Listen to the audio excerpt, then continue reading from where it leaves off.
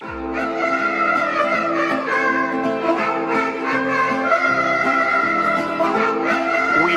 to build a wall, and it has to be built quickly.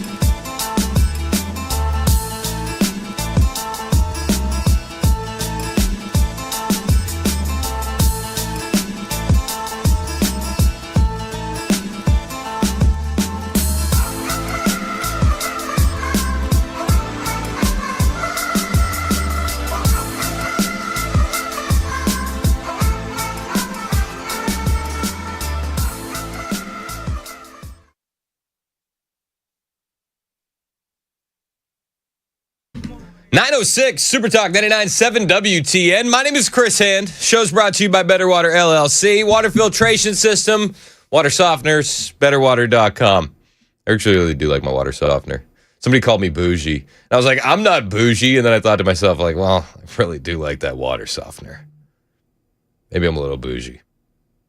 Just a hair. But you didn't, I don't know. Were you on camera? I don't know if people saw that on Super Talk TV. Mason did a little smidge.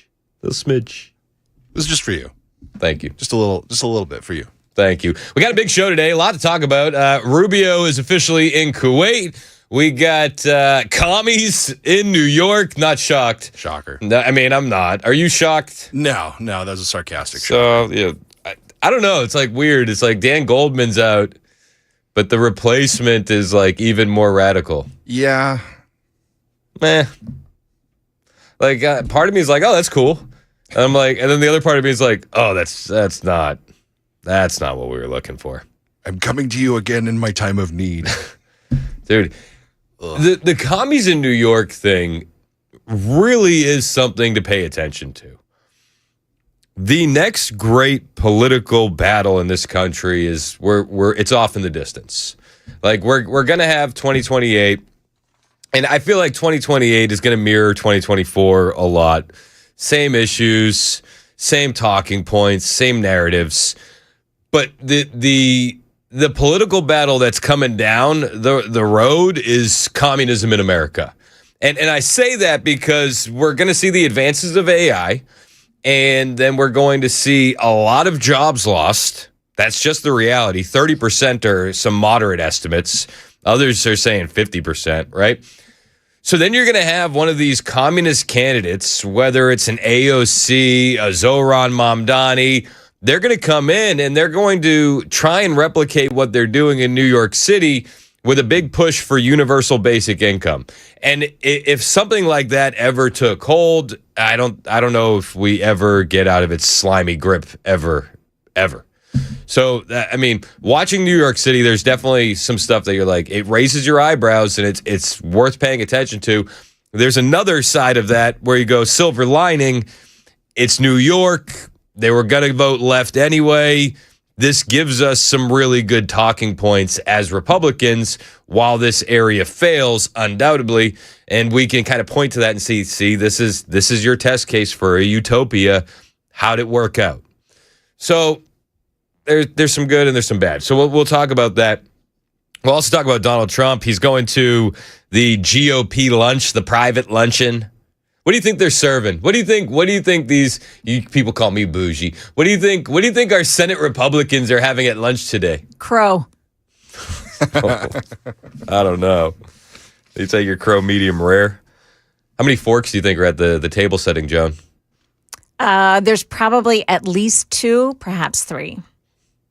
Not a fan. No. You got to have your soup fork. Here's the thing. Soup fork. That's salad fork. Oh, that's what that's for. I feel like we should pass a law that says congressional representatives have to use plasticware. Plasticware and paper plates. Clean up after yourself. You hate the environment, don't you? I do. Yeah. You can use paper plates. They can have paper straws because I don't like them. So Trump is going to the lunch, and he's going to do the lunch thing because he's pissed off that they haven't passed the Save America Act. Are you pissed off that they haven't passed the Save America Act? We actually have, fun fact, mark it down in your notes because I haven't told you yet, Mason. Haggerty is going to be joining us on Friday. Let's go. He's going to be joining the show. I'm here for it. And they reached out, and they were like, hey, can Senator Haggerty come on? I was like, yeah, that's cool. All right. Like, that'll be fun. One of my first questions is, like, if you're in on it, who are the other 4 senators that you can get to oust John Thune as the Senate Majority Leader? Because, like, what are we doing here? And also, like, part of me is, like, I look at Blackburn, okay, and a lot of people say that she's going to be the governor of Tennessee. I don't know if that's the case. I mean, she has the advantage. She has the lead. But if she's going to be on her way out, why isn't she going scorched earth? Why is she not fighting harder for the Save America Act? Why is she not just going absolutely balls to the wall against John Thune? Does that make any sense to anybody? I mean, John Thune's trash, objectively. Objective trash. And we knew he was going to be trash because he's Mitch McConnell's guy.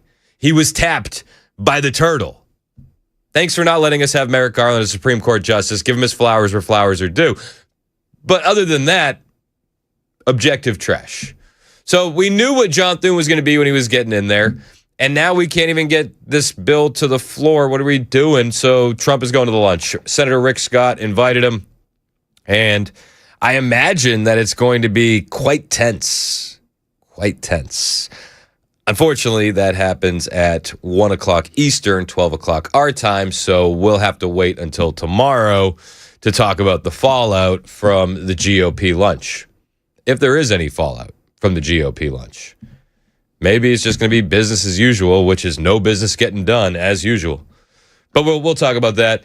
I want to begin with Marco Rubio, he's on his way to Kuwait. They just got on the plane. He landed in, was it Abu Dhabi last night? He landed in Abu Dhabi. Is Marco Rubio your pick for president in 2028? Are you a Vance guy? People look at these two and they say it's going to be one or the other. I don't know if I like Rubio. Don't get me wrong. I don't know if he's going to be the guy for the job. I don't know if he can captivate the young vote. I think Vance still has an opportunity to do that. I don't know if Rubio's the guy. But I also, if you're looking at it from Rubio's perspective, why would he want to leave the Secretary of State gig? Like, you got a lot of power in the Secretary of State gig, and he's getting a lot of his objectives done. I mean, how many weeks until we take Cuba? Does anybody have any guess? I would imagine that we're in Cuba by August. Is that maybe that's too much gumption on that prediction? I think Cuba by August. That's Rubio all day. He's ready for that. He's geared up. And I don't even actually mind it. I think if we're focusing on our hemisphere, let's go. Let's take Greenland. Let's take Cuba. Let's take Canada. How's Mexico looking? I mean, like, seriously, like, let's expand the American empire. The sun should never set on the American empire.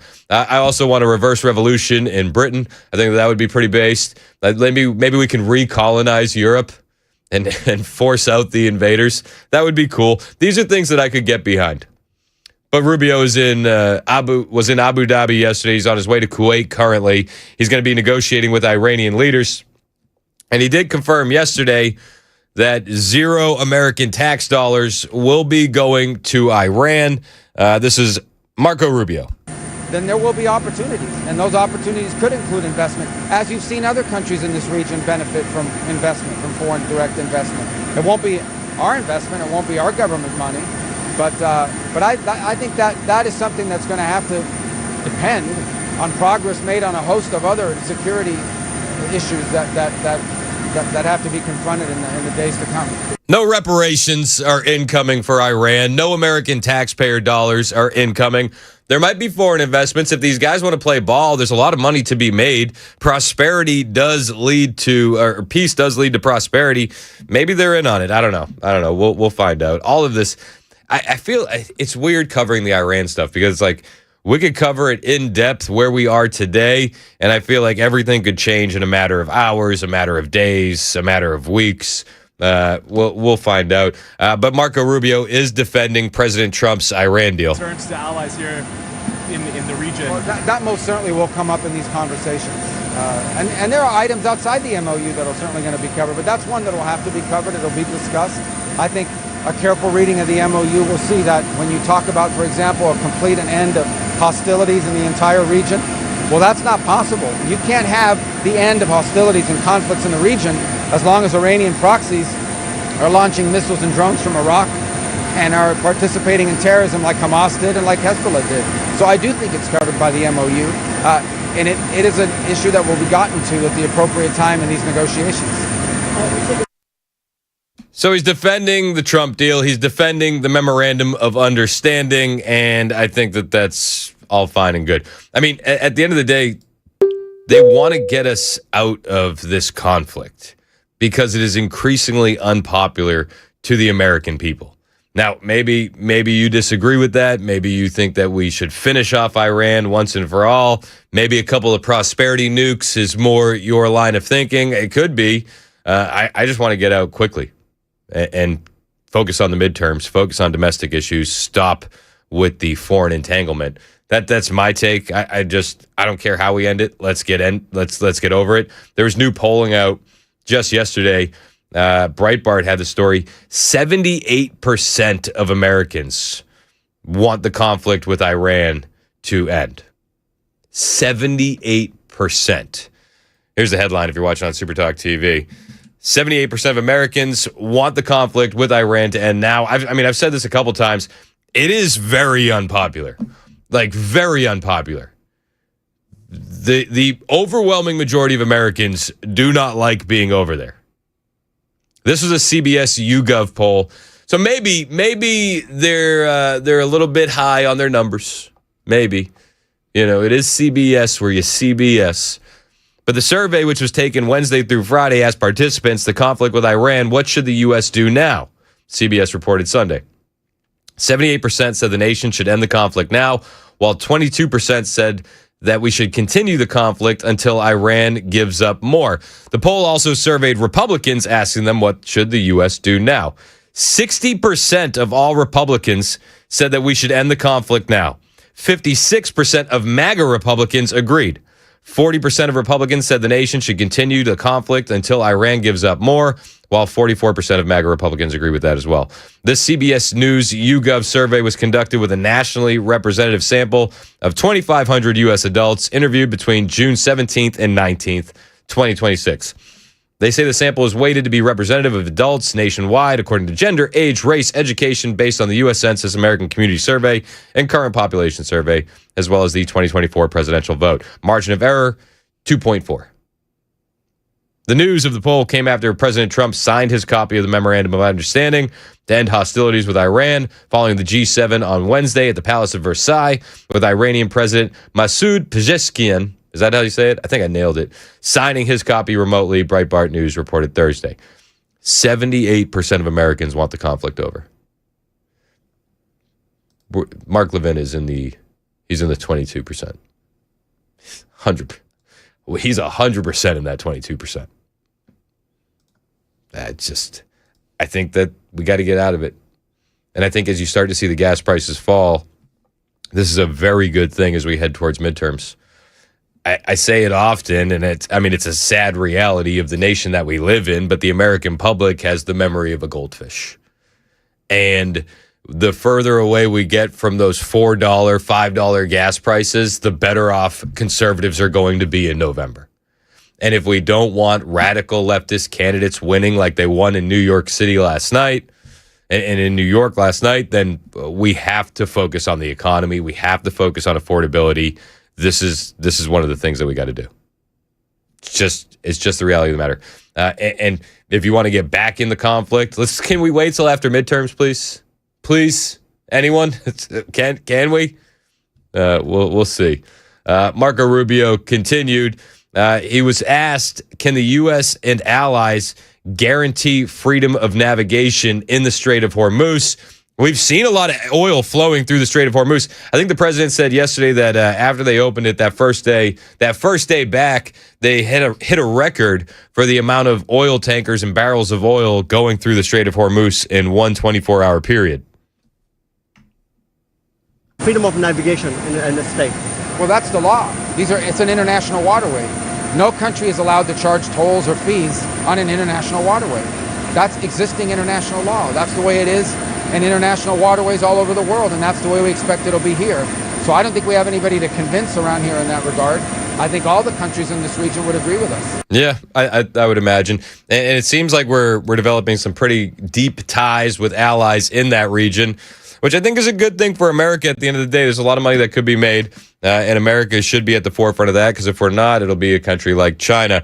But Secretary Rubio is officially in Abu Dhabi for more negotiations. As you mentioned, Secretary of State Marco Rubio arriving in the Middle East today to sell this deal to Gulf allies that might still have concerns over that big reconstruction program that is supposed to be a part of this memorandum. He also had a phone call with Lebanon's president as Israel and Lebanon talks get underway here in Washington, even as Israel and Hezbollah continue exchanging fire. Listen to this. So as these talks continue going on today, we'll be keeping our ear to the internet. We'll keep you updated on all the latest. Joan Jones is in the newsroom. She's tracking this as well. And we'll continue giving you just the latest up-to-date information.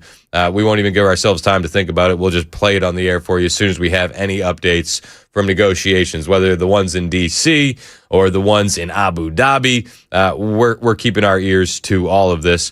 Also, we'll bring you updates on the way from the New York elections. Donald Trump yesterday was in Pennsylvania. He had a bit of a rally, and he took some time to answer some questions from reporters before he got there. I'll bring you that next. It's 9:22. This is Super Talk 99.7 WTN.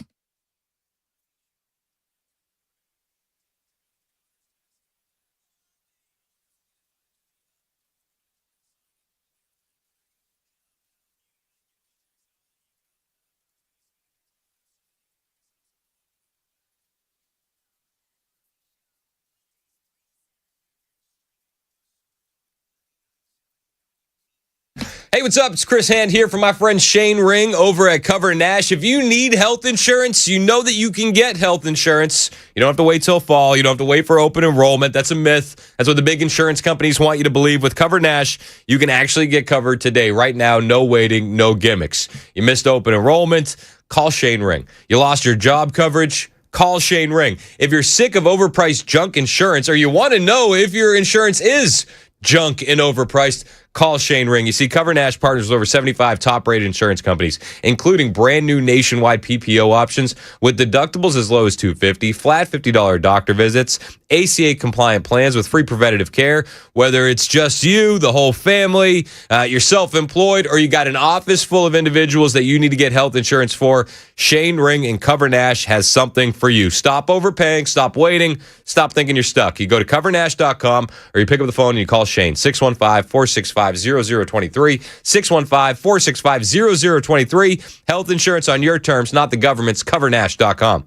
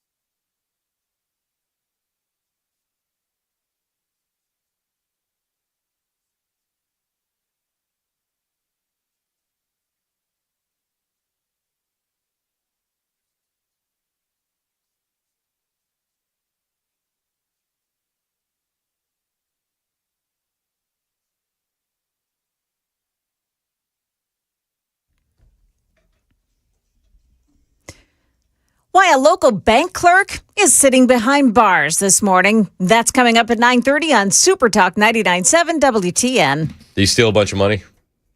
Yeah. Because I mean, I don't know. Like, I don't know what else it would be. Yeah, well, I kind of led you down that path with the T's, right? You were leading me there. Yeah. I'm interested. Because if I feel like this wasn't a smash and grab. Oh, I feel like this was something far more sophisticated. and sinister. Whoa. Yeah, I brought the S word in. Dare I say nefarious? Oh, yeah, okay, you could say that. Now I'm really interested. I'm really not going to tell you the story, though, until the news. I wouldn't expect anything less. Joan Jones with the headlines in about a minute and a half. My name is Chris Hand. This is Super Talk 99.7 WTN. Show's brought to you by our friends at Better Water LLC. President Trump was in Pennsylvania last night. He was doing a little rally. He's doing the rally thing.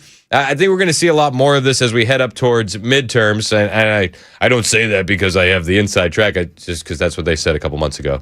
That was Susie Wiles. I just pay attention and then I recall what I heard. But he was already, as soon as he got on stage, he jumped into trigger liberal mode, which it's my favorite mode of President Trump. Maybe we should run again. Should we run one more time? I'd like to do that. I'd like to do that. He's the troll. He's the troll in chief. Like, nobody does it like him. Trolling is an art, and everybody knows it. And he's the best. He talked a lot about Iran. He also took some questions from reporters before getting into that event in Pennsylvania. He stunned the experts when it came to the price of oil, which is now falling towards $70 a barrel, both West Texas Intermediate and Brent crude. That's a big deal, guys. That's a very, very big deal. And he said that the price of oil would drop below where it was before the Iran conflict. And it looks like, once again, President Trump was right. We'll talk about all that and more on the other side. I'll bring you his comments, the questions with reporters, and the highlights from that rally in Pennsylvania next. It's 9:30 on Super Talk 99.7 WTN.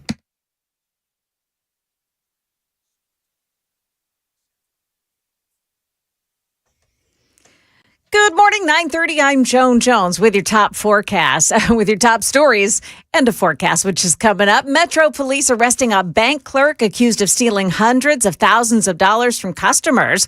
Police say they've been investigating Carl Richardson for months when he worked at the Bank of America branch along Harding Pike. Channel 4's Holly Thompson. Investigators say when a 75-year-old woman would come to get cash out of her account, Richardson would then give her significantly less than she requested and then pocket the rest of the money.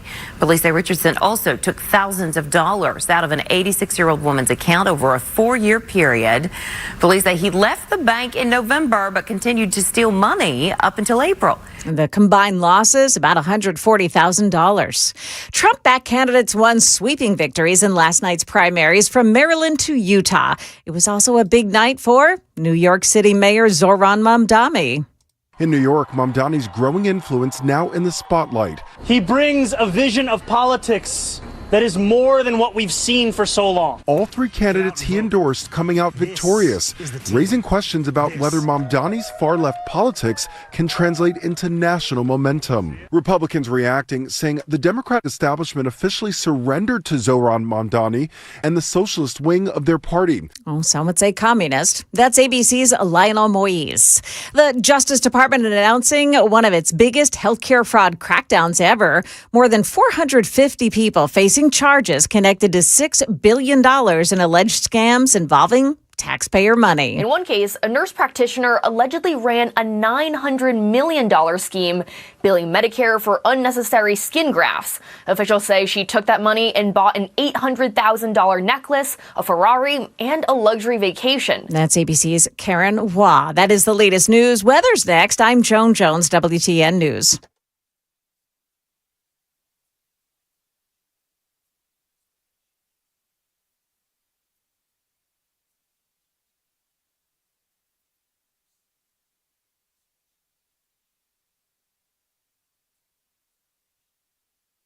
Hey, what's up? It's Chris Hand here for my friend Dr. Mitchell at the Wellness Institute of Nashville. And I got to tell you, they have leveled up once again, and I'm putting my seal of approval all over the brand new tech that they have down at the Wellness Institute. We've been talking about it for a couple weeks. Medical Bay 1. What is Medical Bay 1? Well, it's like you're climbing into a healing spaceship, full body lasers, red light, near infrared stem cell simulation, photon healing that wakes up your cells for healing the way God intended. You're going to get massaged while it regenerates tissue. This is futuristic, but the best part is it actually works. Now, they also lead the game in non-surgical spinal decompression. You're going to get real relief with Dr. Mitch without painful injections, without being prescribed opioids, and without surgery. Right now, you can grab the Epic Spinal Special, $33 off every visit.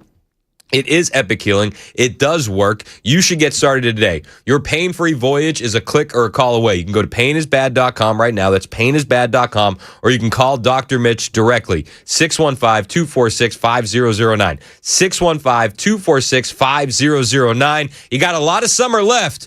Don't waste it being in pain. Go to painisbad.com.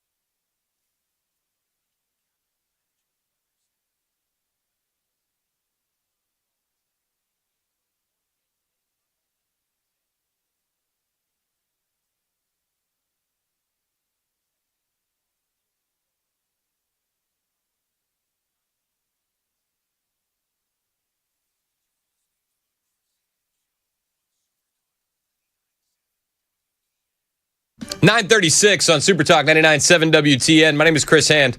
Show's brought to you by Better Water LLC, water filtration systems, water softeners, betterwater.com. I have a confession to make.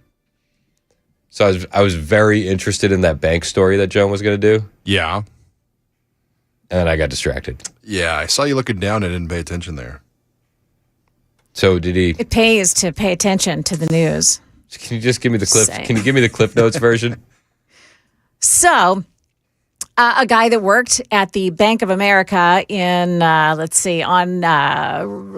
Harding Pike, his name is Carl Richardson, has been charged with stealing hundreds of thousands of dollars from especially elderly customers. So, Ellie would come in and say, here, I want $1,000 from my account. And he would give her $500 and pocket the rest. Scumbag. Yeah. Yeah. I was hoping for something more like Office Space, where they were just, they were rounding off 0.03 pennies into a separate account. Oh. You know what I mean? That was much more blatant than and that. over time it would accrue. I was hoping for something like, like a little bit more thought into it. I don't know why. I thought you were expecting white and black stripes with the cap and the mask. I did. Big money bag. Yeah, like a top hat, mustache. Yeah, no. Perhaps some sort of cape. You know what I mean? I don't know. I feel like sometimes it's like the Joker in The Dark Knight. I'm like, wait, this country deserves a better class of criminal. You know what I mean? They really do. Instead, we're stuck with Fauci. Yeah, we're stuck. We get people like Fauci, or we get people like this loser who's just robbing grandma. Come on. Like, rob everybody equally. This is America. The land of equal opportunity. Yeah, 0.03 cents off every transaction routed to another account. Come on, these should be bombs of prosperity. Yeah, come on. So, all right, I'm disappointed in that. Thanks for sharing, Joan. Yeah, you bet. I'm happy to help. You know what my grandmother used to tell me, Meme Hand? She used to always be like, she was based. I love Meme Hand. R.I.P. She'd say, Chris, if you're going to steal something, don't steal a candy bar. Rob a bank. Okay. She was really based. I'm like, I'm 6. So I don't think you have to worry about that. Go big or go home. Yeah, that was her. That was basically her advice. Lowell, Massachusetts, man. What are you going to do? It's advice. Now, did you take it? No. And I definitely wouldn't have robbed Not the elderly yet. women. I would have done some software stuff. Allegedly. Allegedly, of course. If I was ever in that position. It's all alleged. I mean, I would see. I think that the target would be very, very rich people who wouldn't notice. True. Do you know what I mean? Because they'll probably write it off anyways. You like the very, very rich guy comes in and he gets $1,000 and he puts it in his wallet with all of his other money. You skim an extra 1,000. Yeah, you're skimming. Yeah. You skim a little. I mean, what number did Elon just hit? Dude, trillionaire. Yeah. Trillionaire. Like, he doesn't pay enough taxes. It's like, I'm pretty sure he does. He probably pays the most. Yeah. He just writes off a lot. He's the most taxed man in America. Pay your fair share, damn it. All right. Technically. I don't understand that. I don't understand that argument. Do they pay more taxes than me? Sure do. Yep. All right, cool. I'm good with that. That's fine. That's fine. Yes, do they find ways to write off some of it? Probably. Well, it goes back to that whole debate with Trump and Hillary. Yeah. Right. Like 10 years ago. He's like, yes, I have accountants that find tax write-offs, and guess what? You've been in government for all these years, and your friends take advantage of the same exact loopholes, and you never close them. So who's to blame? Are you following the law? Rewrite the law if you don't like it. Honestly, it's there to be rewritten. We know how the Democrats love to rewrite things. Yeah. So, I don't know.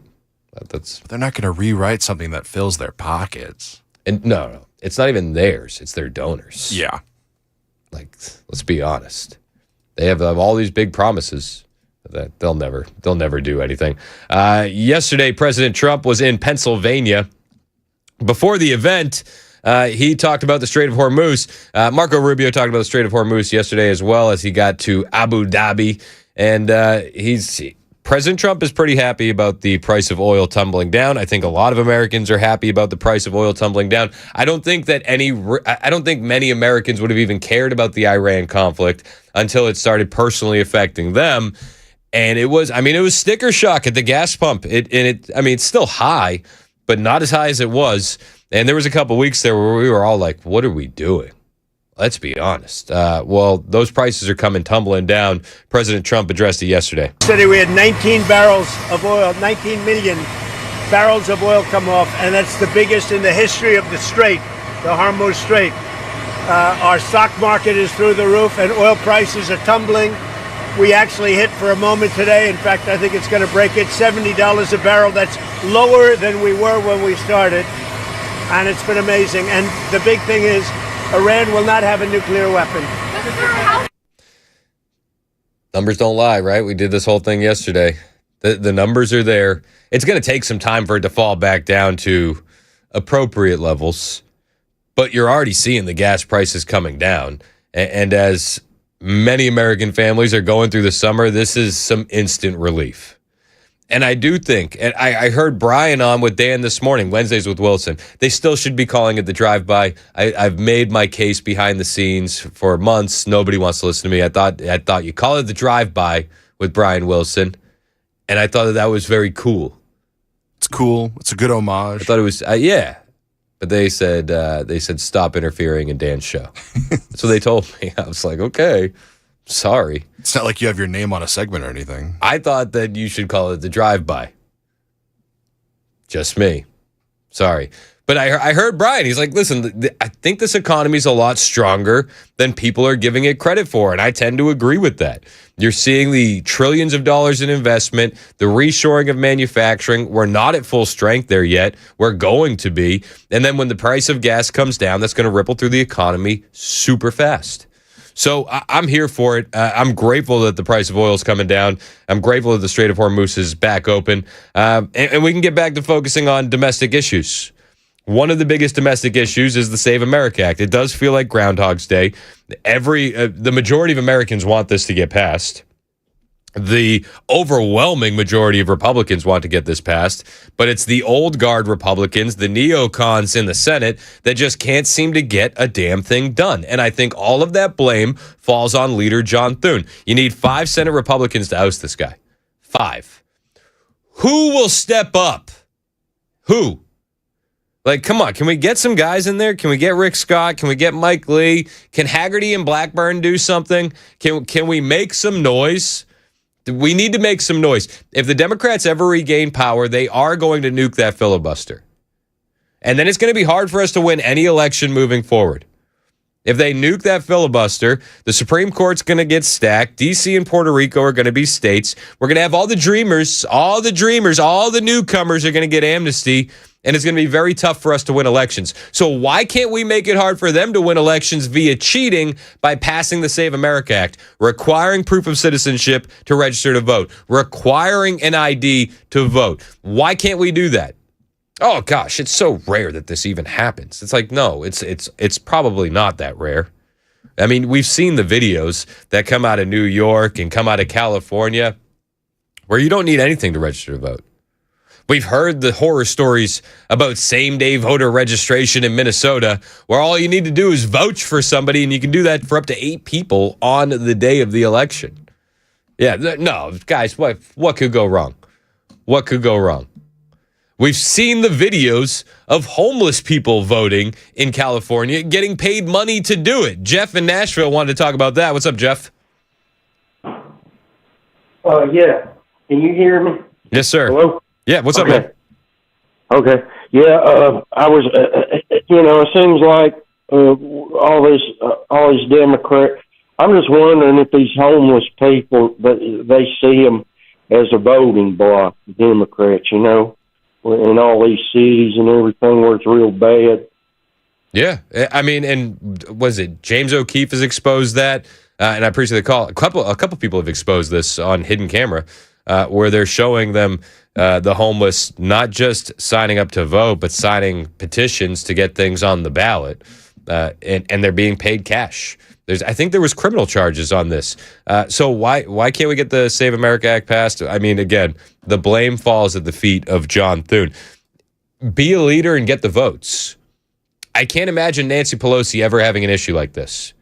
That's embarrassing. You should be embarrassed if you're the Senate Majority Leader and Nancy Pelosi is better at her job than you, and we're supposed to be the strong ones. Well, we're just going to talk about Save America. We have to pass the Save America Act, which is voter ID, which is proof of citizenship, etc. We have to pass it. So we're going to have to talk about that and many other things. A lot of good relations. Mr. President, the Senate Majority Leader, John Thune, has told you many times he doesn't believe that they have the votes to pass it. That's what being a leader is about. He's a leader. John's a leader. That's what being as a leader is about. Look, we have to be able to get proof of citizenship when you vote. Otherwise, we don't have elections. We have to be able to get voter ID.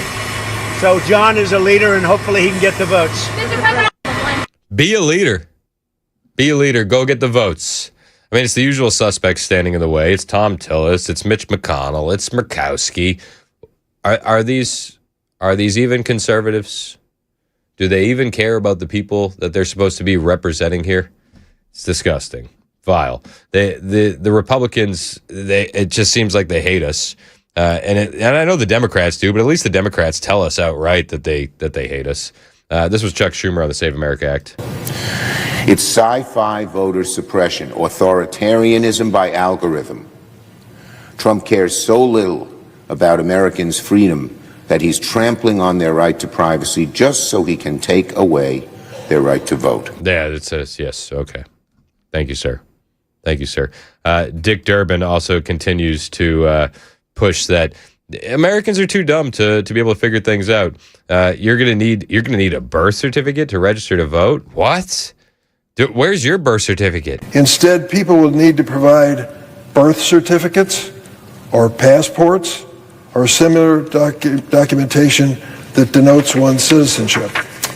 So how many of us know where you're going to find your original birth certificate? I do.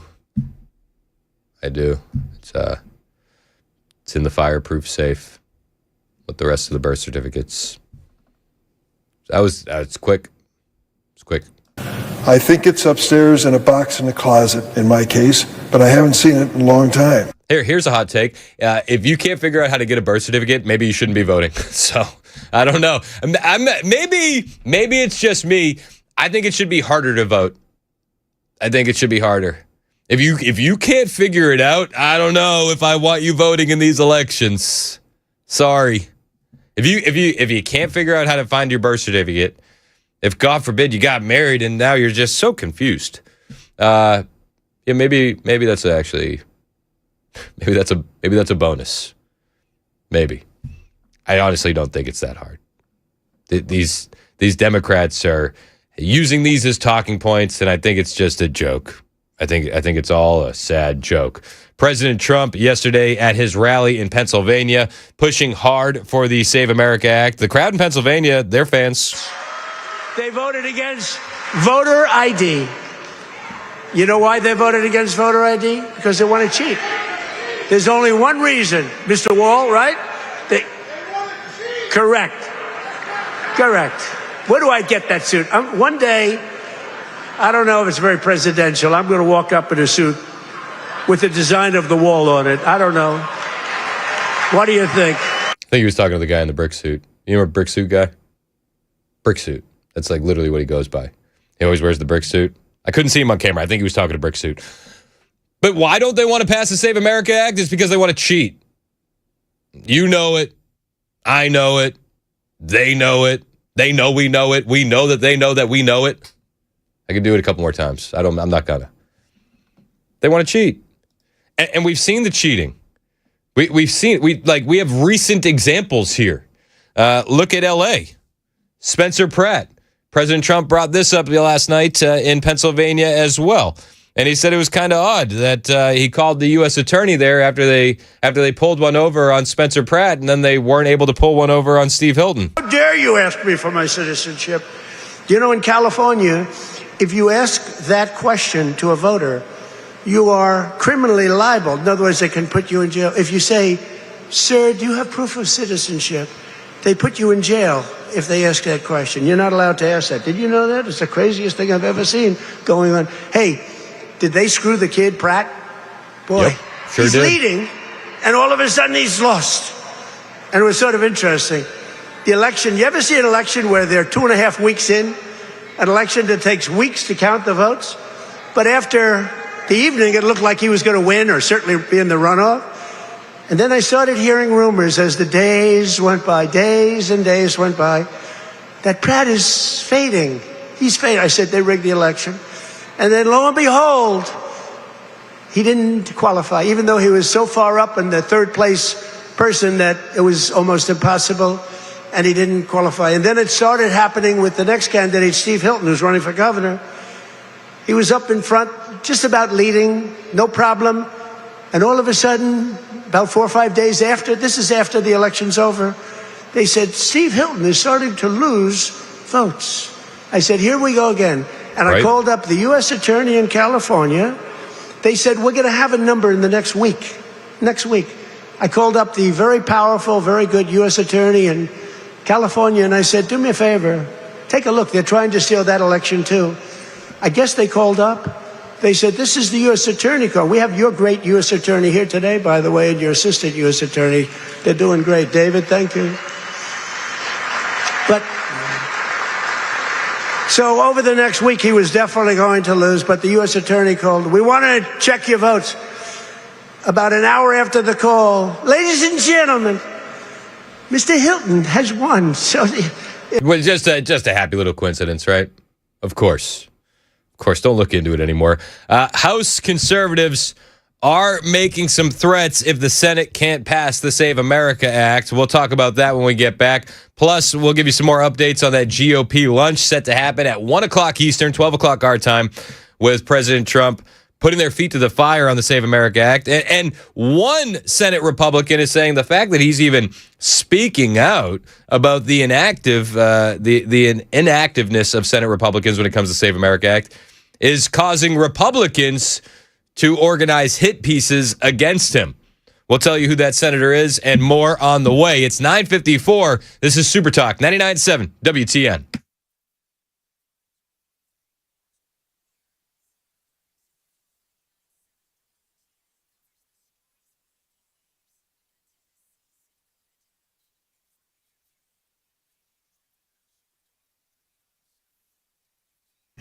Hey, what's up? It's Chris Hand here from my friends at the Glock store, and I got to tell you about the Shoot 270 indoor shooting room. Summer is definitely here, and it makes outdoor ranges hot and a sweaty place to train. Not exactly fun, but that doesn't mean that you need to be stuck in a stuffy, claustrophobic lane range. Besides, if you're at a lane range, once you learn how to hold your breath, squeeze the trigger, and put a hole in a piece of paper directly in front of you 5 or 500 times, I mean, you're basically doing the exact same thing over and over and over again. At the Shoot 270 indoor ranges, you're going to gain real-world home and self-defense skills with expert certified tactical firearms instructors. You're going to shoot around corners, draw and fire from your holster, and even train with your weapon light in complete darkness. You always leave your Shoot 270 private shooting room as a better, more competent gun owner than you walked in. Every single time, guaranteed. Now, while drop-ins are always welcome, it's a good idea to book your session today at shoot270.com. They're good, and they're always busy. Shoot270.com to book your session. That's the Shoot 270 indoor training facility, only at the Glock store. It's the only place I train, minutes from the airport, worth the drive from anywhere. Shoot270.com.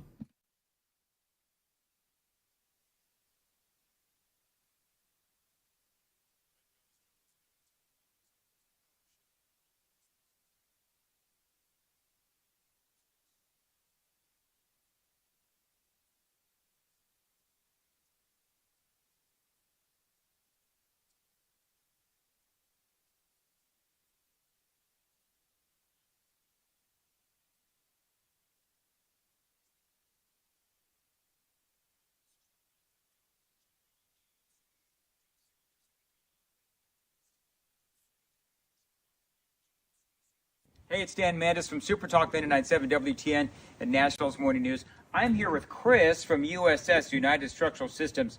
He's checking out my basement, my foundation, my crawl space to see if there's anything wrong. Fingers crossed.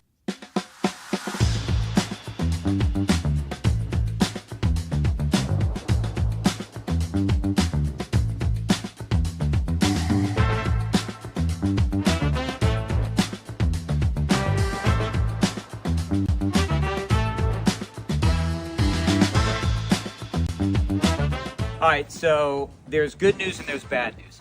The bad news is we found some cracks in my basement wall. The good news, I've got Chris here who's going to walk me through the next steps. Yes, so unfortunately, your house has been subject to the pressure of the dirt. The hydrostatic pressure, heavy dirt pushes on foundation walls, and you've got a little bit of what we call bowing. So that wall is pushed in a little bit. We have a lifetime warranty solution for that. So we install, usually in a day or two, this can be done in most situations. We install carbon fiber straps, which keep the wall from moving inward at any point in the future. It's a lifetime warranty. for anybody that ever owns this house. So it's a quick and routine thing that we do, but it yields some long-lasting benefits. It's a great selling point if you want to sell your house. Absolutely. Good thing about our warranties is they're not only transferable, like the contract says, they're automatically transferred when you sell your house. So you don't have to sign any paperwork or even send us an email saying that you sold your house. Warranty would transfer to the next owner.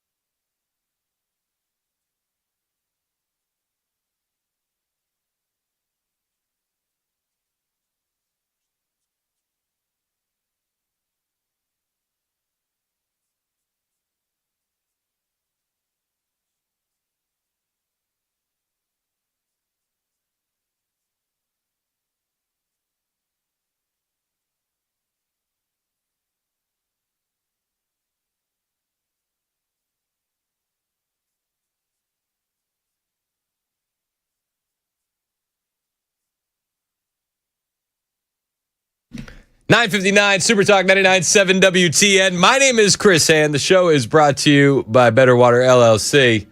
I got a text here that changed my entire opinion on everything. I've never received a deeper, more thought-provoking text in the history of the Super Text line. 9767 said, "You're a moron. The main dude cheating and fleecing the government is Donald Trump." I'm going to meditate on that. Thank you. Thank you for the text. You're welcome to call in. 615-737-9986. When we get back, I'll bring you more audio from that President Trump rally in Pennsylvania last night. We'll talk a little bit more about a True Social tweet that just came across my desk. Is it a True Social tweet? It's a truthy truth. That's what the kids call it. Where Donald Trump is actually accusing the gas stations and big oil companies of gouging their customers. That's interesting. We'll talk about that when we get back. 10 o'clock, Super Talk, 99.7 WTN.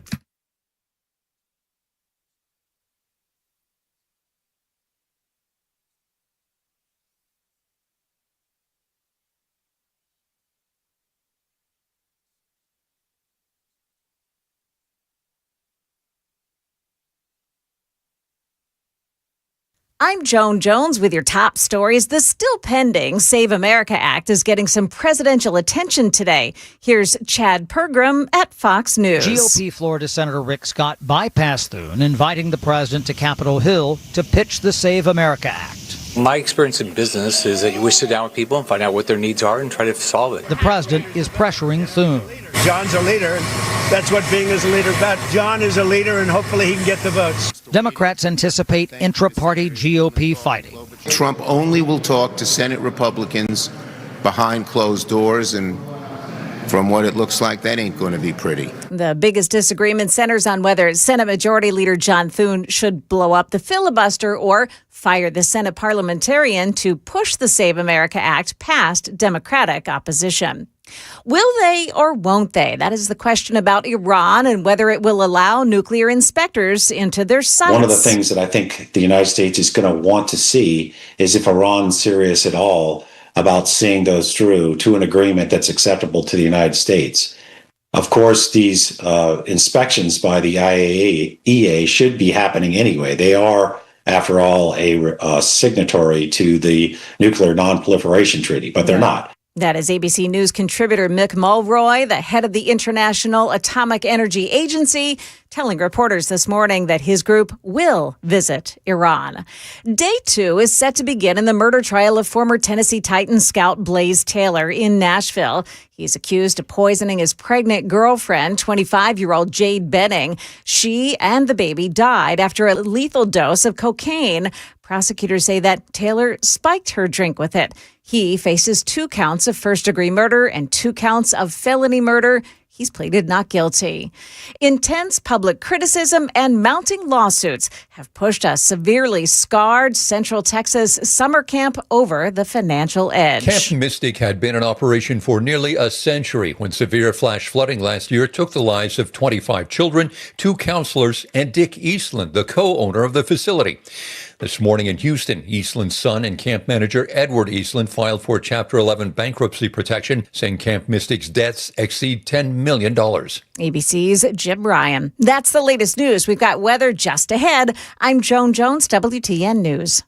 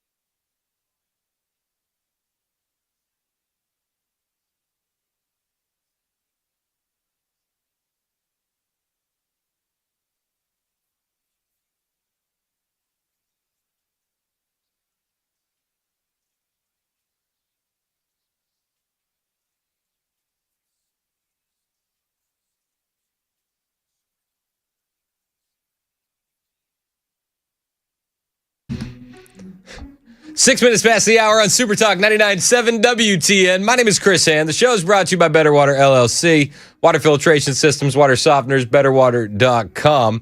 You can listen on all the apps, iHeartRadio, TuneIn, the FM dial. You can also find us on YouTube and Rumble. Hit like, hit subscribe, watch the show.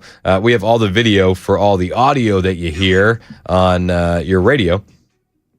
And you get that on YouTube and Rumble. So Donald Trump, moments ago on Truth Social, said the big oil companies are not dropping their price at the pump commensurate with the sharply lower prices they're paying for oil. Those prices are dropping like a rock. In other words, customers are being gouged. I've instructed the DOJ to immediately start looking into this. Gasoline prices better start going down a lot faster than what I'm seeing. President DJT. Okay. I don't know. Is that price control stuff? Is that, I don't know. I don't want to pay more for gas. Don't get me wrong. I don't know what the DOJ would do. I'm confused. That's the True Social Post. The DOJ is going to immediately start looking into customers being gouged because the prices of oil are dropping like a rock, but big oil companies are not dropping their price at the pump quick enough. Something we'll pay attention to, and we will be paying attention to that. Donald Trump yesterday was in Pennsylvania, and he was talking about the price of oil, and he says it's coming down because on Monday we had 19 million barrels of oil flowing through the Strait of Hormuz, which is a record, the most oil in history. This is the president. 18 million barrels of oil flowed out of the Strait of Hormuz, a very beautiful place. That's the most oil in the history of the strait. No, it's never been you've never seen anything like that. It's called an oil gusher. And most importantly, we are ensuring one thing very importantly, because this is why I did it. I did it for this reason, 99% for this. Iran will never have a nuclear weapon, and they've agreed to that. That was the president last night in Pennsylvania at a rally. He also had some things to say about Republicans who don't like his Iran deal. He said, if you don't like the Iran deal, you should educate yourself. This was before his event, before he went into the rally. President Trump on the deal. Senator tomorrow, what will you say to allies of yours like Senator Cruz, who've been critical of the Iran deal? Well, I think anybody that's been critical of it has to be educated, even if they're friends of mine, because we have Iran in a position that nobody's ever had. This should have been done for 47 years by other presidents, and we have Iran in a position where their military has been totally wiped out, their leadership has been wiped out, their radar has been wiped out, everything's been wiped out. They have not a good negotiating position, but despite that, and money that will be taken out of Iran is going to go to our farmers to give corn, soybeans, wheat to Iran, because they have a hunger problem, they have a food problem, they have a medicine problem, they got a lot of problems. A lot of problems. That was the president yesterday in Pennsylvania. Today he is back in D.C.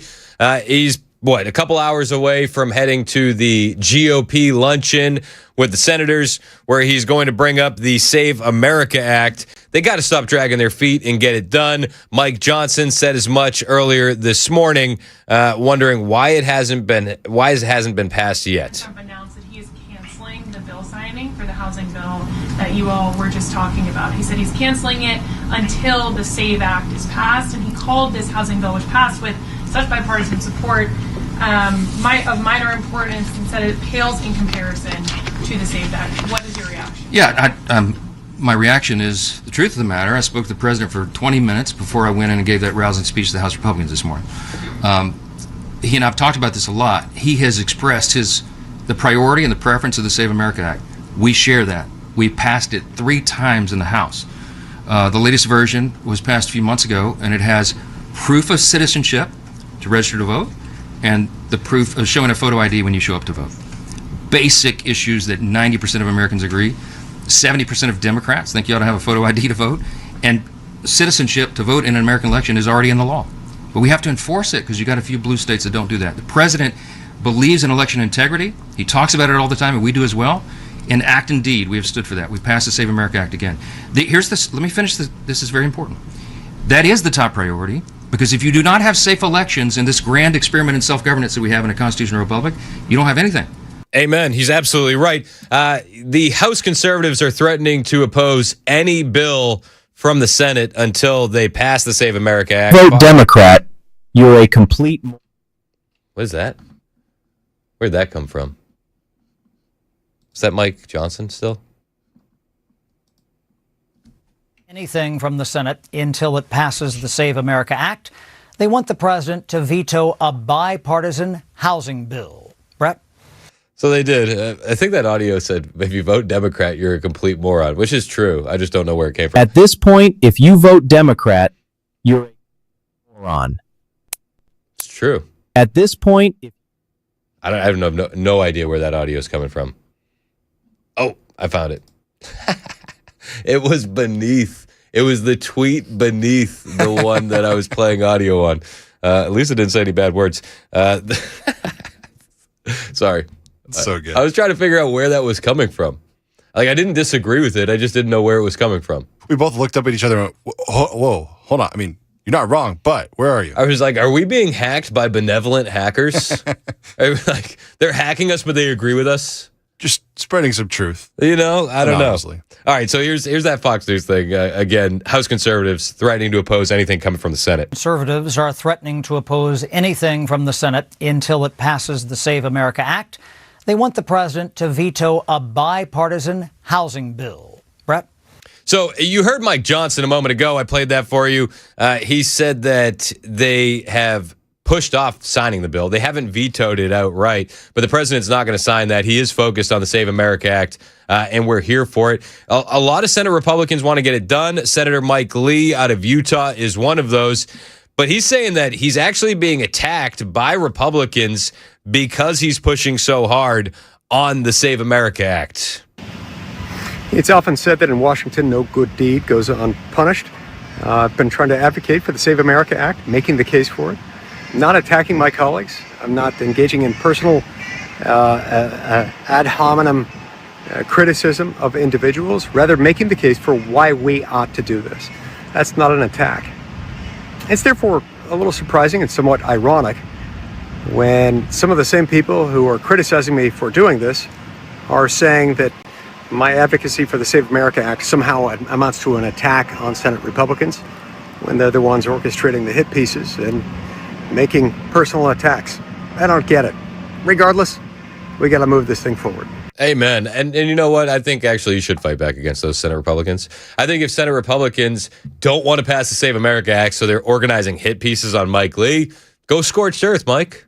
Yeah, I mean, his Twitter handle is based Mike Lee. So do something based and go scorched earth against these Republicans. Let's oust John Thune as leader.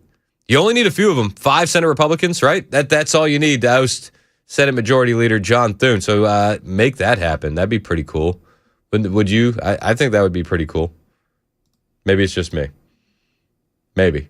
Mike Johnson said that he proposed forcing the Save America Act into a reconciliation package. That never happened, but this was Mike Johnson earlier this morning talking about just that. Put it in a reconciliation bill so that way we can get it done. He's laser focused on Save America Act, as most common sense Americans are. The only path, I think, to get that done, because you're never going to get 7 Democrats to join 53 Republicans in the Senate to do that. They will not do it. Chuck Schumer will never vote for that or release any Democrat to do it. You have to put it on a reconciliation bill. We believe that if you create a grant program that ties it to reconciling the budget, and you allow blue states, if they come to their senses and they want to avail themselves of election integrity proposals and ideas and policies, they can draw down from a federal fund and use those funds. We're willing to invest heavily in that. And House Republicans will put together a reconciliation bill, Reconciliation 3.0, that will have that. I talked the president through that in detail this morning, as I have in the past, and he said, can we do it? I said, we can, if the Republicans will stand together. We're on the line right now to defend it. Hold on. So that's what we're going to do.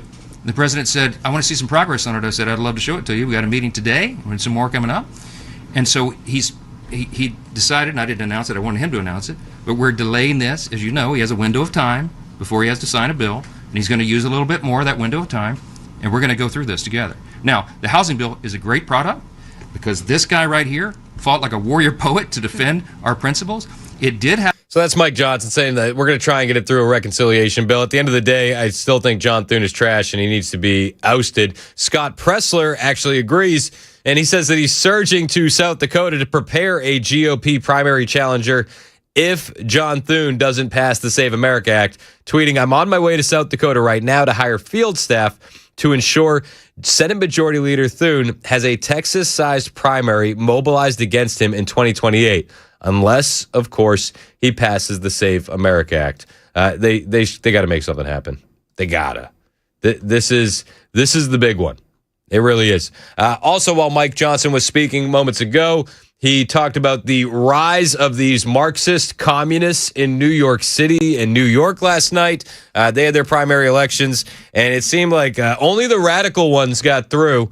And Mike Johnson was talking about it. About the warning, the admonition from the Gipper president, your father's Democrat Party, and he reminded us constantly, freedom is never more than one generation away from extinction. And he said it's got to be fought for, it's got to be protected, it's got to be passed along the next generation so that they too will know the same liberty, opportunity, and security that we've known and frankly too often take it for granted. He said freedom is not passed along in the bloodstream. It's got to be fought for. And these are the times that Reagan was warning about. He was warning about communism overseas. Now it is on our own shores.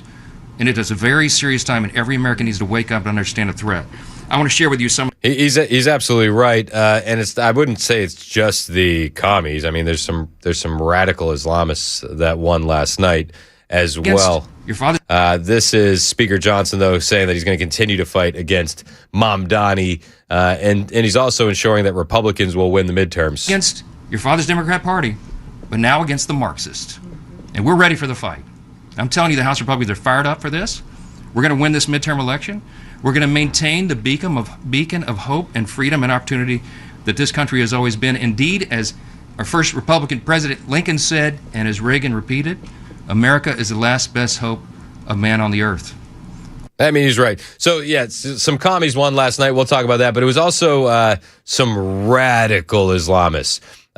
One brand new New York State Senate seat was won by Palestinian activist Aber Kawas. Who is Aber Kawas? This is the state of New York, my friends. Aber Kawas won this state Senate seat. She ran as part of the Democrat Socialists for America coalition that Mamdani has popularized. She said Palestine was on the ballot, and now a Palestinian American Democrat Socialist is going to Albany. Let's hear from Aber Kawas, shall we? And so, and finding that, the system of capitalism and racism and white supremacy, etc., have all, and Islamophobia have all been used, to colonize lands, right, to take resources from other people. And so this is a long trajectory. And we're just seeing the manifestations of that continuation, right, with 9/11.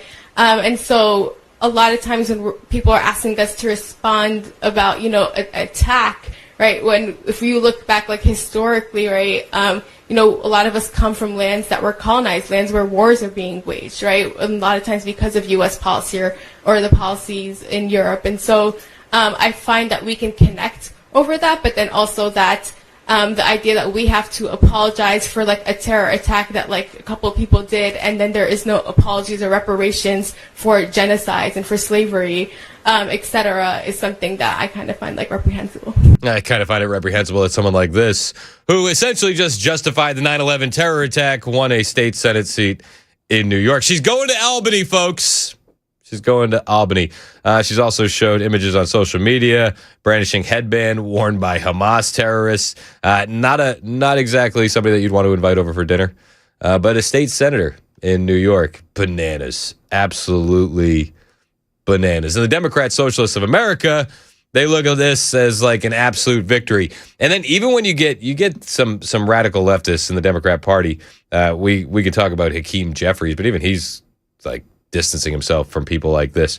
But people like this are winning, and they're winning at some wild rates in New York. Dan Goldman, who I thought was a radical leftist, he was the impeacher in chief during the first Donald Trump administration.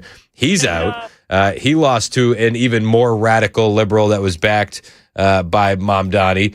This is the news from Fox. And, let's just say turnout is more than 50% down compared to last year. We're going to follow all of the results. But you said it, Democratic Socialist Mayor Zohran Mamdani spending his time campaigning in 3 key congressional races here in New York. Tonight's results will be seen as a litmus test for Mamdani's influence in the Democratic Party and a measure of just how socialist this party is willing to go. I mean, it turned out to be very socialist. Very socialist, very radical. Daria Lisa Avila Chevalier. I think I nailed it. She's part of the wave of the Democrat Socialists of America backed candidates, and she won her primary last night in New York City. This woman is insane. She believes in zero deportations, even if an illegal alien has been convicted of murder. This is her in her debate for the 13th Congressional District that does include parts of Manhattan and the Bronx. There are cases in which migrants to New York have committed violent crimes, including murder, in this district. Under normal circumstances, undocumented defendants charged with crimes go through the system, and if convicted, they get deported before or after serving time. Ms. Chevalier, you recently said on WNYC Radio that defendants who commit crimes should not be deported after serving time. Why is that? Because we have a criminal system. It's an imperfect system. It's an imperfect criminal system that I've been critical of, but we have one. And if we truly believe in a system where we don't have double jeopardy on the basis of where someone was born, then we cannot also have a system of punishment that is unique to people who were born elsewhere. We need to make sure that if we really value equality in this country, that we are treating people equally, regardless of where they were born. It cannot both be that a person who has citizenship is tried and convicted in one way, and a person who does not have citizenship is tried, convicted, and then forced to also endure another type of punishment on the basis of. Yeah, this is how far they've gone. It's like, you know how fast AI speeds up, right? Where like if you look at AI videos from 2023, you're like, wow, I can totally tell that's AI. And you look at one now from 2026 and you're like, oh my gosh, like it's gotten so much better. The same thing is true with the radical positions of the left. Back in 2023, Joe Biden was saying you shouldn't get deported if you're an illegal alien and you were drunk driving. And we were all like, what?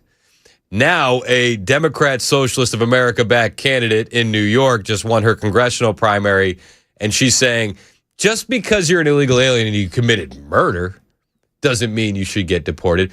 I think that's like a perfect metaphor. As quickly as AI is developing, that's just as fast as how radically they're moving to the left. I should probably go down. Is that what I should do? I was going up, but it's a downtrend. Yeah, their opinions degrade as AI goes up. That's how quickly they're degrading on the far left. It's insane. We'll talk a little bit more about the New York City elections on the way. New York. I keep saying New York City. New York. I don't care. I'm not visiting either. 1025 Super Talk 99.7 WTN.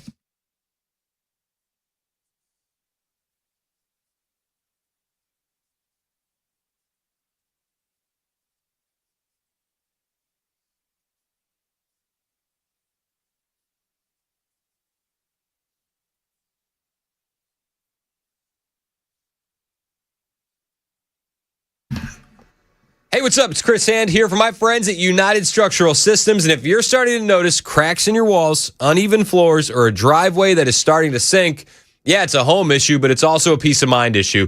And who you're going to trust to fix that issue, it matters. This is why I'm going to recommend to you United Structural Systems. They've been doing work the right way here in Middle Tennessee since 1994. No scare tactics, no quick fixes, just real inspections, honest answers, and solutions that are built to last. Now, whether it's foundation repair, crawl space issues, or concrete leveling for your driveway or your patio, USS is going to use engineered systems designed for long-term performance, not temporary patches. And here's what stands out. If you don't need the work, they're going to tell you just that. If you do need the work, they'll show you exactly why before anything starts. Right now, they're also offering 24 months, no interest financing, but only through the end of June. So don't wait, because waiting could definitely cost you more. Visit USSTN.com or call 615-488-7855, 615-488-7855, United Structural Systems, USSTN.com.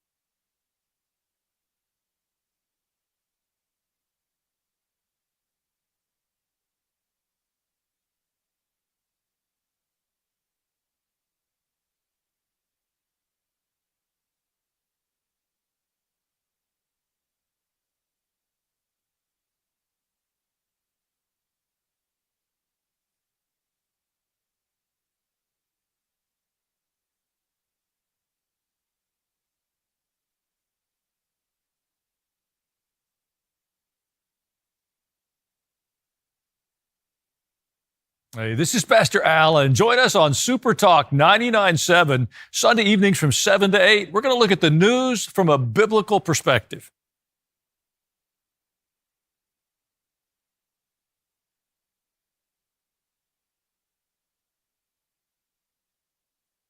The guaranteed offer is the simplest, least stressful way to sell your home. You go to our website, you fill out a quick form, we set an appointment, we bring you an all-cash offer. Literally, there's no lockbox on the front of your house, there's no showings, we pay all cash, we close in as little as 21 days, stress-free.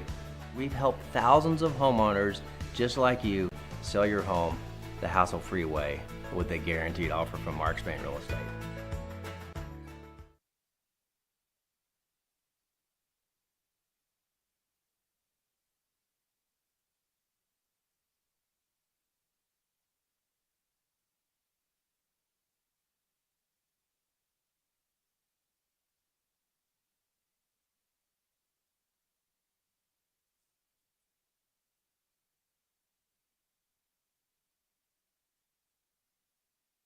President Trump blows up Congress's big housing bill.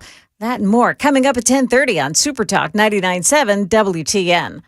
That's Joan Jones in the newsroom. My name is Chris Hand. The show's brought to you by Better Water LLC. Water filtration systems, water softeners, betterwater.com. Stephen Miller had a bit of a reaction to the rise of socialism on the left.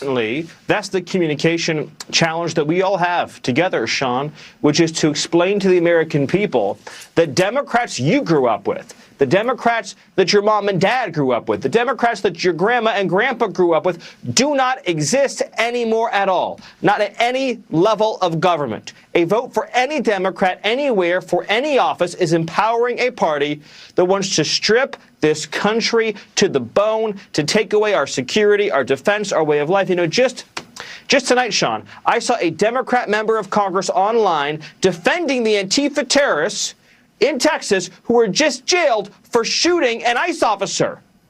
They shot an ICE officer.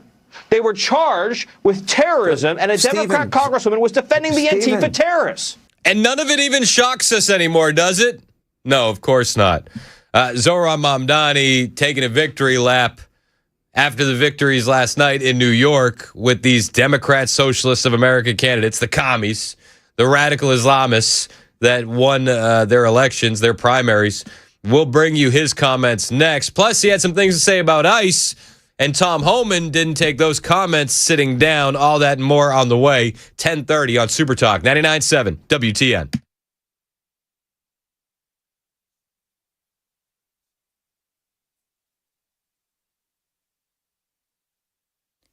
I'm Joan Jones with your top stories. President Trump has just followed through on his threat to refuse to sign the historic housing bill that just passed in Congress if Congress refuses to pass his Save America Act. President Trump wrote on social media Wednesday morning he would not sign the housing bill passed by Congress until lawmakers pass the Save America Act, which he says he considers to be, quote, a national emergency. The president has been demanding this since March. The Save America Act requires proof of citizenship before registering to vote.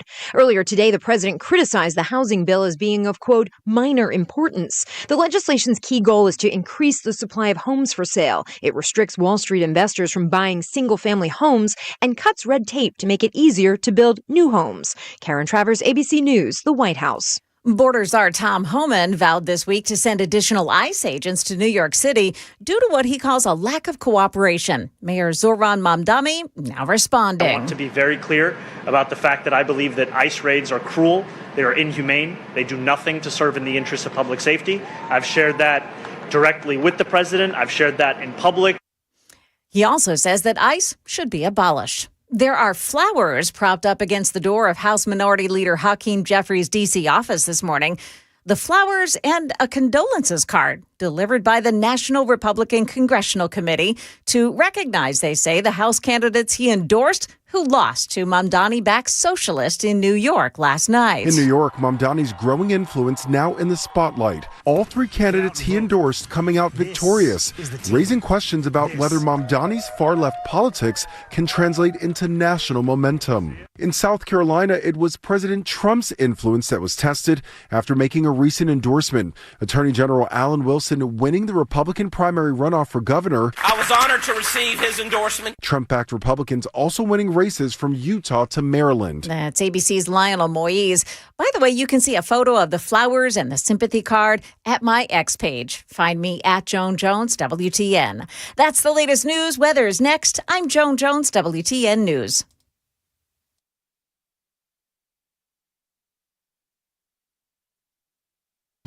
Hey, what's up? It's Chris Hand here for my friend Aaron Parker over at Parker Safes and Vaults. You hear me talking about Aaron all the time because these guys are the absolute best. If you're looking for a family-run, veteran-owned, Christian safe and vault door business, you got to look no further than Parker Safes and Vaults in Shelbyville. Now, a lot of us want to save, but we've been putting it off because we don't know which one to get. We don't know where to put it. We got to get it installed. There's a list of things to do. Well, Aaron and his sons are going to simplify everything and help you take care of each one of those steps.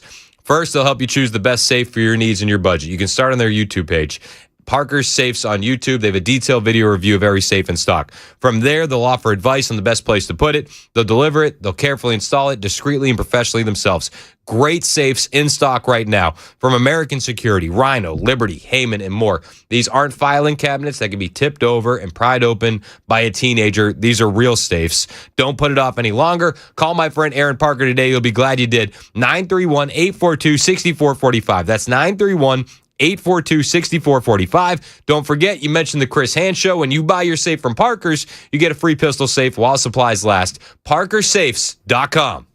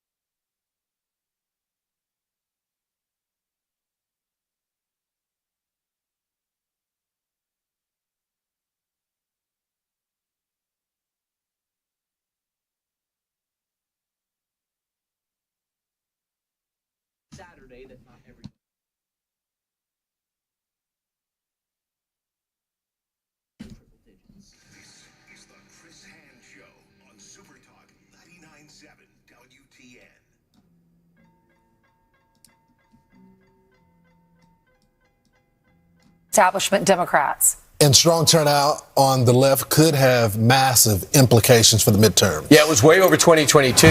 Alexis McAdams joins us now live in Manhattan with the details. Alexis. Hi, good morning. I heard you guys talking about this earlier. For people here, some of them like these DSA ideas, but it's going to have to be seen if people like this across the country. When you travel around, they talk about DSA candidates, but in New York City, the Big Apple, the three that Mamdani backed, the three Democrats, were able to knock out establishment Democrats. I want to show you who they are. All three of them won. It was a three-peat last night for Mamdani, so we'll see how he's feeling today. He's standing, though, by their far-left agendas. Two of Mamdani's fellow Democratic socialists, Doria-Liza Chevalier, Claire Valdez, and Brad Lander. So people at home are like, who are these people? I've never even heard of them. And that's what they say. The point is they're pushing to abolish ICE and overhaul the Democratic Party. DSA, Democrat Socialists of America. I feel like that's something that we're all going to be getting a lot more acquainted with here over the next few years. It's Super Talk 99.7 WTN. My name is Chris Hand. Show's brought to you by Better Water LLC. When they say DSA, just think dirty, stupid commies. That's really what it boils down to. There are commies winning elections in New York.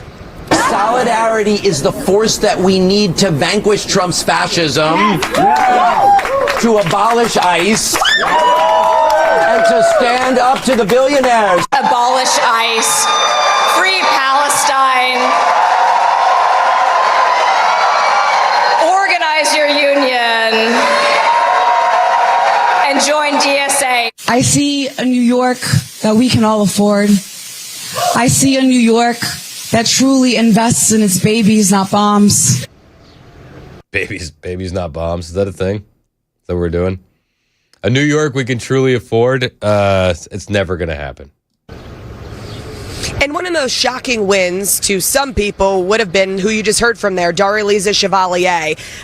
She beat out this person who's been in D.C. for quite some time, a 5-term Democratic incumbent, Adriano Espaillat. He was actually the first illegal migrant to be a member of Congress, later getting his green card and being able to be here in the United States. He says he stands for the black and brown people in his community, but she beat him. So who congratulated her might be indicative of this race. Anti-Israel activist Mahmoud Khalil, he posted last night on X and was also at her celebration, saying he is also fighting deportation because he was in trouble for what he did at Columbia for being pro-Hamas, according to the White House. But he knows her because they used to protest at Columbia and set up those encampments. He said she's a strong choice, strong candidate. New York is lost, right? Is New York lost? What this does, though, is it does give us an example to point to and say this could be your state, this could be your city. I mean, there's something to be said about that. New York was never going to elect a conservative Republican in any of these races. So these primaries essentially are victories. But we can point to them, we can use them as an example. None of these plans are actually going to work that they have. Free everything. Mamdani's already asking for more money. Let's see what you think. Wes in Fayetteville on the commies in New York. What's up, Wes? Hey, it's all good.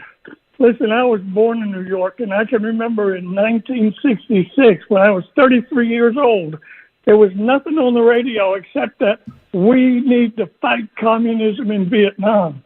So we paid with 58,000 American men, women, moms, and dads, and brothers and sisters.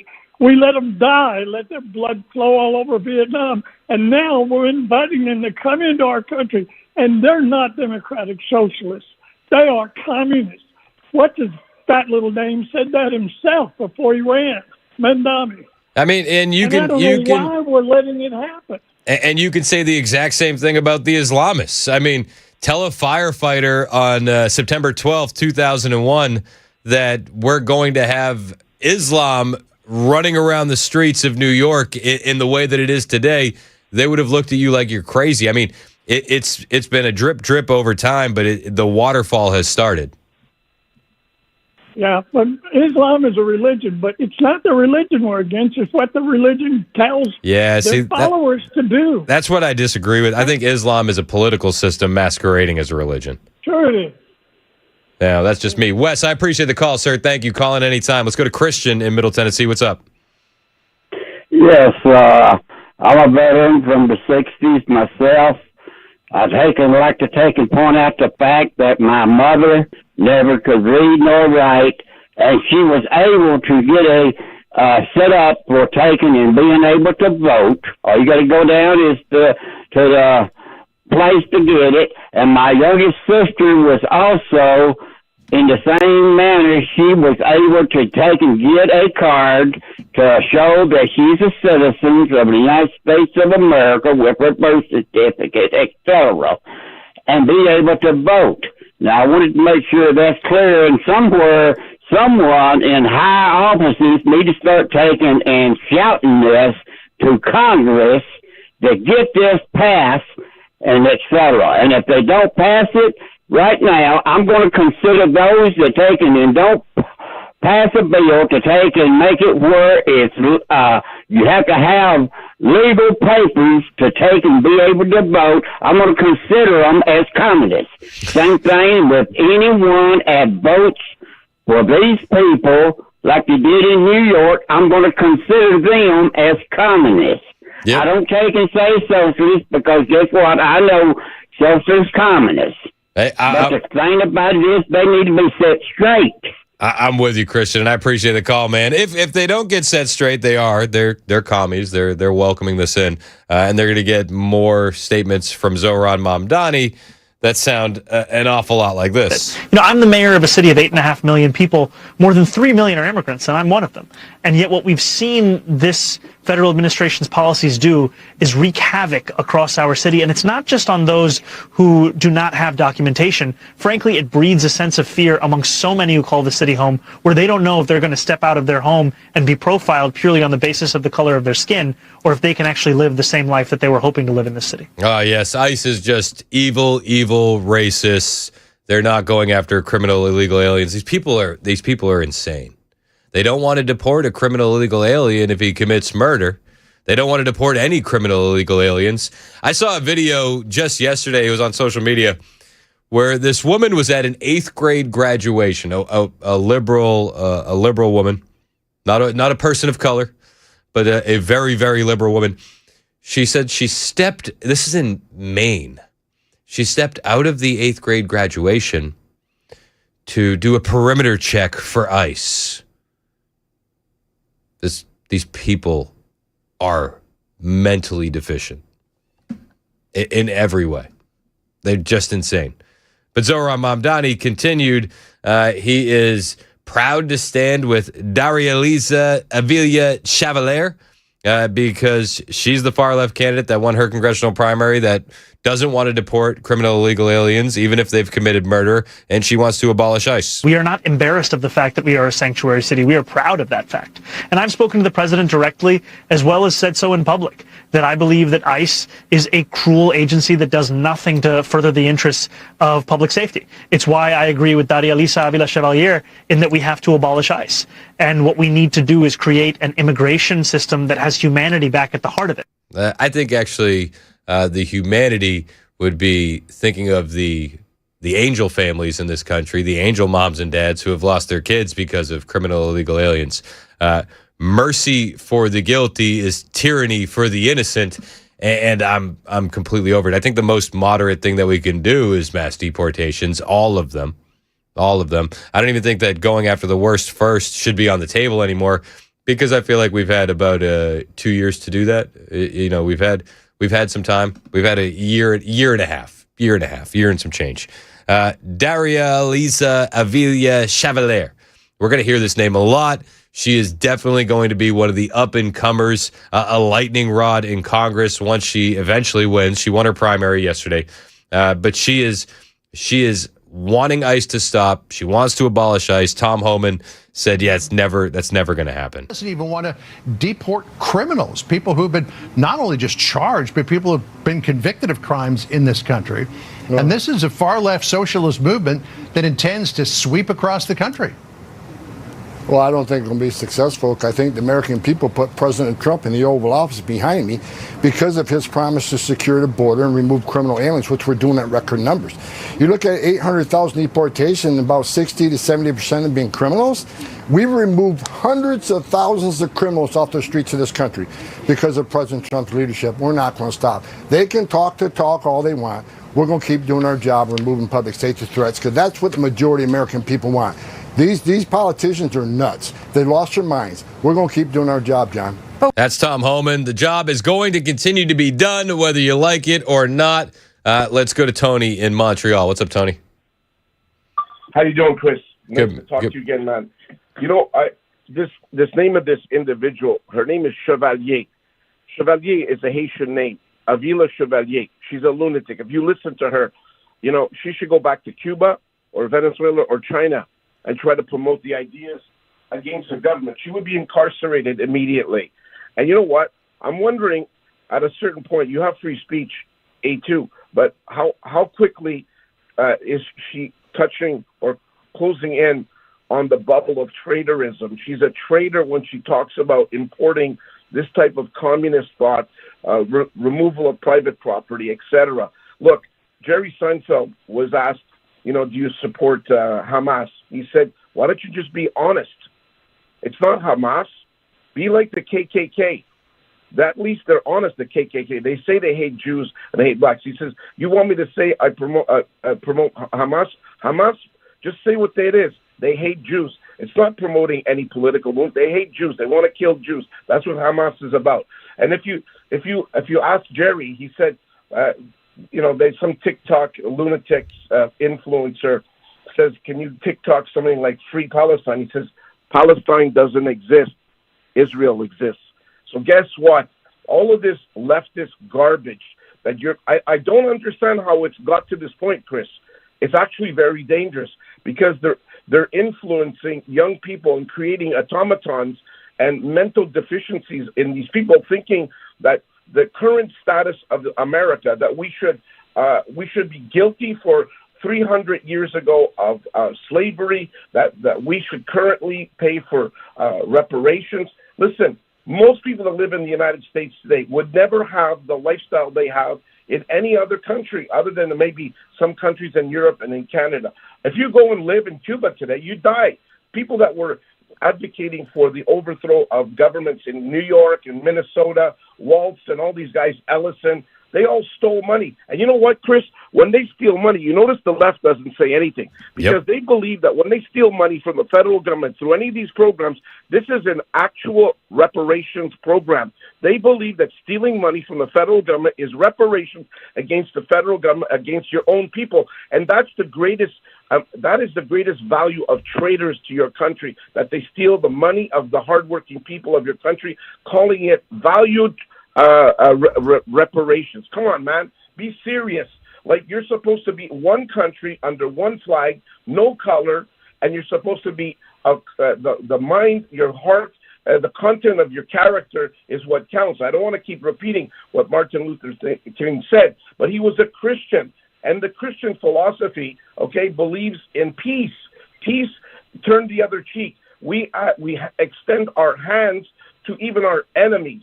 And Islam is a word that means submit. They want us to submit to their political movement. Anybody that calls you up and said Islam is a religion, maybe if you follow the tenets of certain parts of that Quran. But when you're talking of boiling people, beheading people, killing people, submitting jizya, asking for extortion money, unless you don't pay, we kill you, that's not a religion. That's a cult. That's the same thing as the Moonies.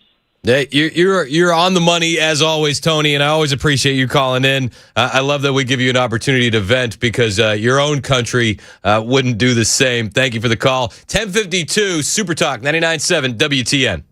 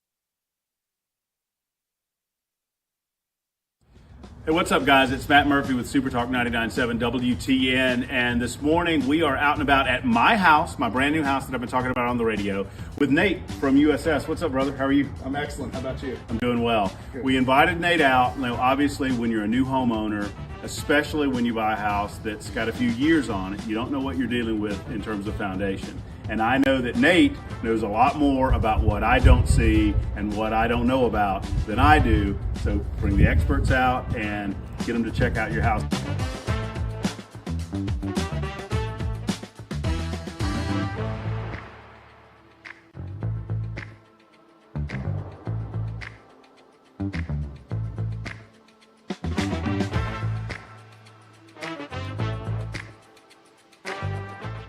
Hey guys, Matt Murphy again with Nate with USS, and Nate has just wrapped up kind of a look at the house. And Nate, what'd you find?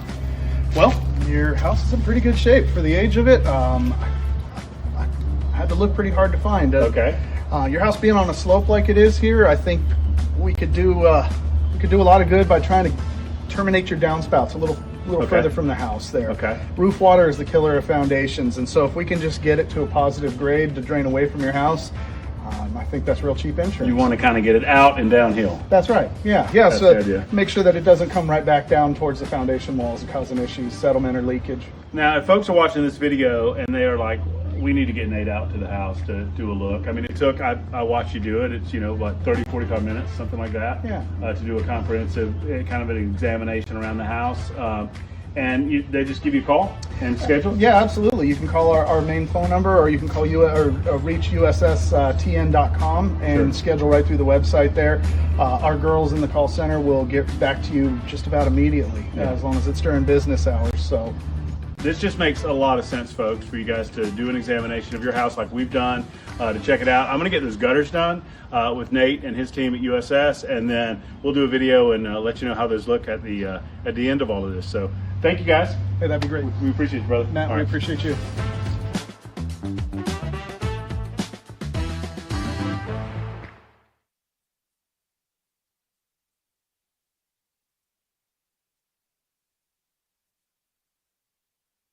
But a lot of these protesters are paid. There's a story, Crowds on Demand CEO, 400% increase, surge for requests for paid protesters. Yep.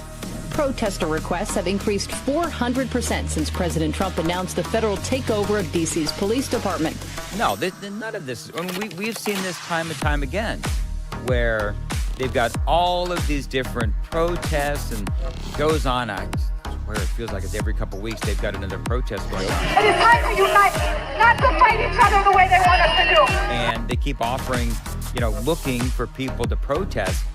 And I don't think there's this groundswell of anger that they're trying to convince the American people that there is.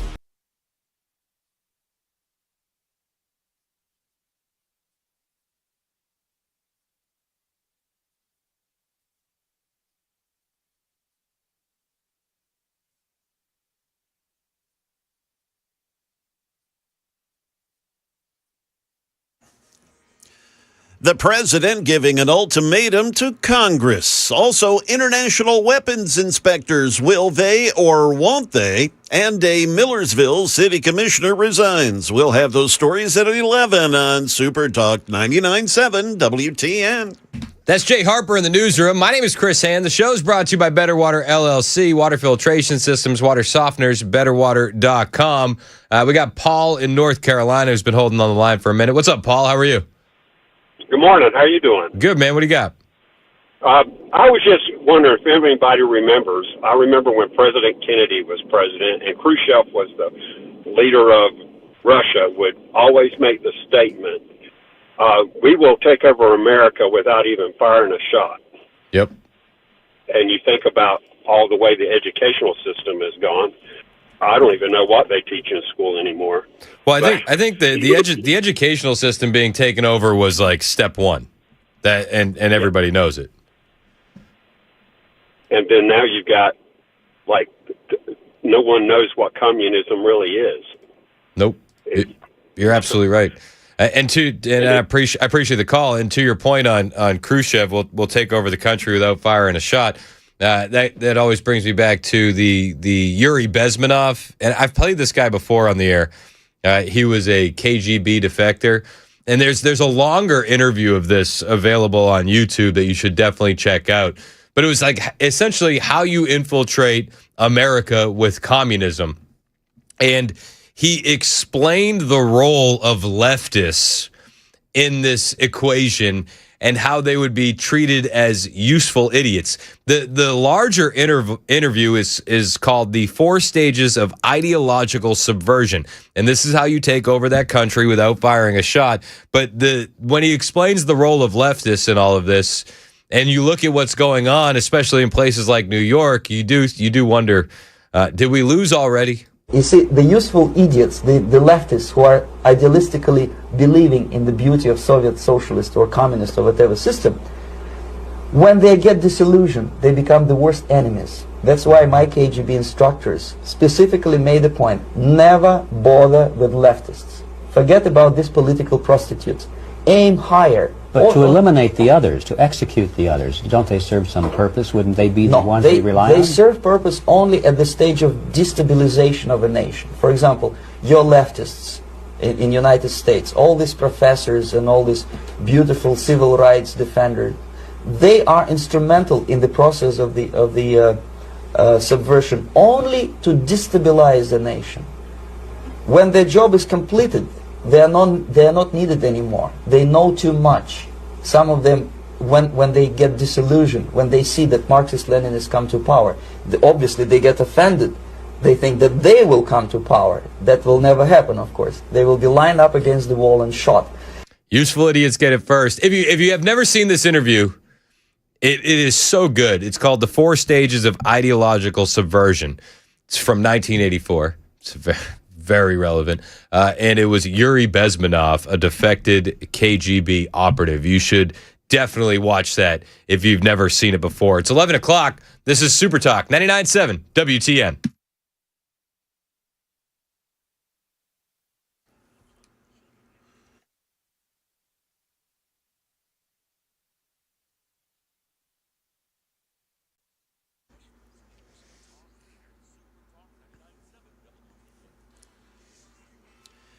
It is 11 a.m. I'm Jay Harper with your top stories. A weather forecast is not far behind. President Trump says he will no longer sign a bipartisan piece of legislation that would have reformed the housing market. The bill aims to promote new home construction and bars private equity firms from buying homes. All but 5 senators voted in favor of the bill, but now the president says he ain't signing until the Save America Act is passed. That's the bill that would require proof of citizenship to vote, which critics say could make registering to vote costly and cumbersome for those who have changed their names. On Capitol Hill, House Speaker Mike Johnson says he anticipates the housing bill will be signed, though, in the next 10 days. He's laser focused on Save America Act, as most common sense Americans are. The only path, I think, to get that done, because you're never going to get 7 Democrats to join 53 Republicans in the Senate to do that. They will not do it. Chuck Schumer will never vote for that or release any Democrat to do it. You have to put it on a reconciliation bill. It's unclear whether international weapons inspectors will be able to monitor and access damaged nuclear sites in Iran. President Trump has said Iran is willing to allow them in as part of the Memorandum of Understanding, but Iran has rejected that. This Iran is also adamant about Israel withdrawing troops out of Lebanon in their fight against Hezbollah. ABC's contributor Mick Mulroy says it's a major sticking point that may derail the progress with negotiations. If Hezbollah keeps attacking them, which is a direct proxy force of Iran, they actually have IRGC members embedded with their military side of Hezbollah, then there's not much the United States can do. Then they're not going to convince Israel not to defend itself. Yes, there could be ceasefires on both sides that both countries could help facilitate, but if they expect a complete peace with Israel still being attacked, I think they really just don't want to see this MOU move forward. Back here in Middle Tennessee, the Millersville City Commission has formally accepted the resignation of Commissioner David Gregory after a sex crimes investigation over the abuse of 3 young children was launched. Here's the mayor, Lincoln Atwood. We take these matters with the utmost seriousness. Please be assured that our city's operations remain stable, uninterrupted, and fully committed to the transparency and accountability you deserve. David Gregory's bond was set at $750,000. That's the latest news. Weather's up next. I'm Jay Harper, WTN News.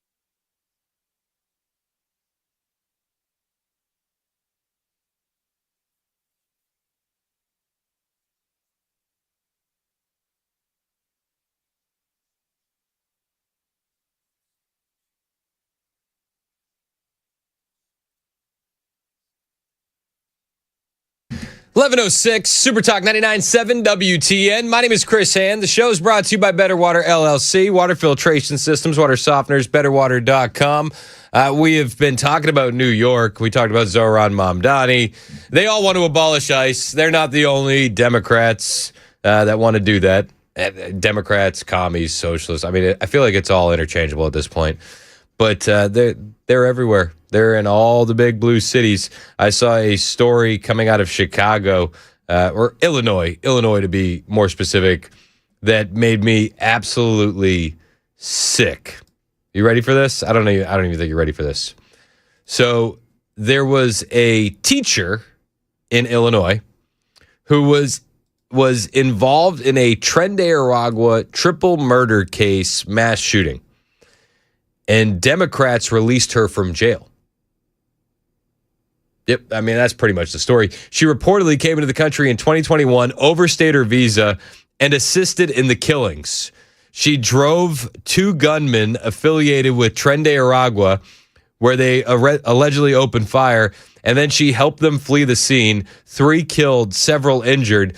And Democrats in Illinois released her from jail. Now, the gunmen, thankfully, have been deported, but this story is insane. National helped 2 alleged members of the violent Tren de Aragua gang acting as a getaway driver after a deadly house party shooting that left 3 people dead. The 2 alleged gunmen have since been deported, but critics say Chicago's sanctuary policies allowed this suspect to slip through the cracks after local authorities released her from jail without notifying ICE. Border czar Tom Homan joins us in moments on this. But first, senior correspondent Mike Tobin is reporting live out of Chicago. He's got the exclusive for us. Mike. And Sandra, Immigration and Customs Enforcement now has in custody this former Illinois high school teacher who they say assisted a Tren de Aragua mass shooting. I mean, this is who's teaching your kids. This is an advertisement for ICE, for Border Patrol, and an advertisement for homeschooling at the exact same time.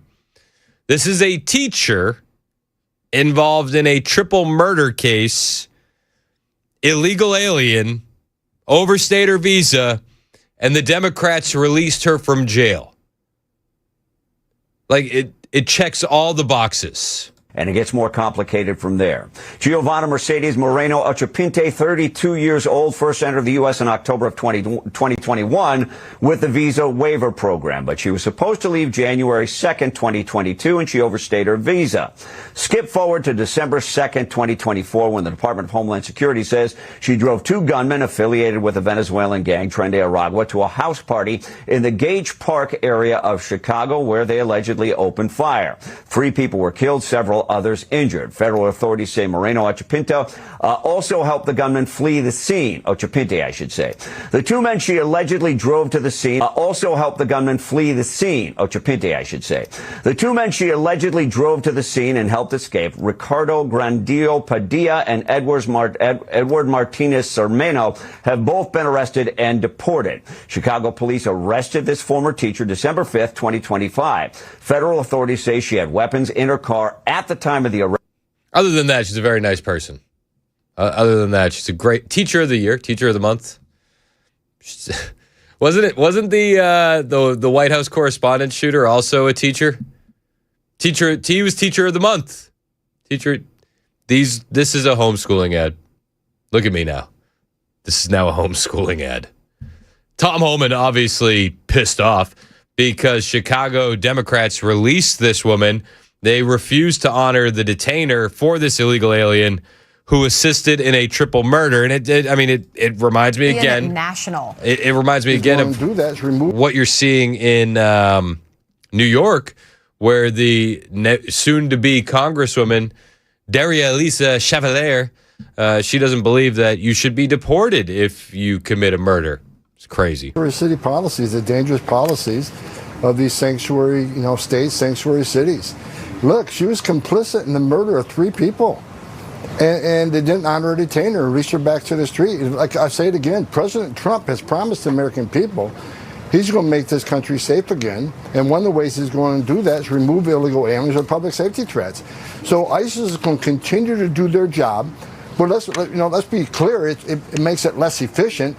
It makes it harder to do that job. We have local law enforcement that won't help us. And it's not the police officers in Chicago. When last time I was up there doing an operation, I had numerous Chicago police officers come up and thank us for doing what we're doing. It's the politicians. It's Mayor Johnson. It's Governor Pritzker that doesn't want. They rather see public safety at risk than give President Trump what they think a win by decreasing crime in their cities. It's ridiculous. I mean, he's absolutely right. It's Orange Man bad. It's Trump derangement syndrome. They honestly don't give a damn about the people that live in their state or in their city. And I would just say, you got this woman who overstays a visa. She's allowed to keep teaching your children. What? She assists in a triple murder and she's allowed to stay in the country? What? If she's willing to do those things, I don't know. Do you think she would vote? Is this why the Democrats protect these people? Is she one of the newcomers that has no problem breaking the law to vote for Democrat politicians? I mean, it's just a question. We know that the Democrats are fighting tooth and nail to keep illegal aliens voting. And I just say that because of another story that I saw. A Biden-appointed judge blocked Trump's new verification system to remove foreign nationals from voter rolls. Judge Sparkle Sukannon. Sparkle Suknanan. What? Federal judge appointed by Biden blocked the Trump administration from using an updated verification system known as the SAVE system to remove foreign nationals from state voter rolls. Why would you want to remove foreign nationals from state voter rolls? Illegal aliens are barely even voting, guys.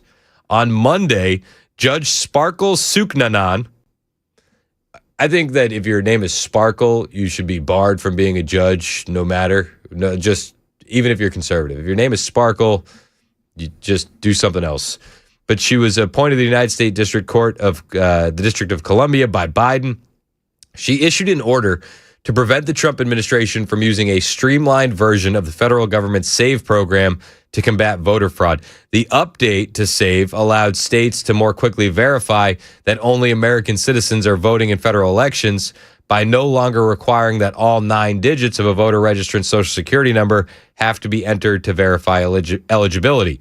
The case implicates 2 fundamental rights that protect Americans from government overreach: the right to privacy and the right to vote. Suknanan, an immigrant from Trinidad and Tobago, wrote. This is where it gets very, very interesting. When this woman became a judge, she said that she was going to renounce her foreign citizenship from Trinidad and Tobago, and then she just never did it.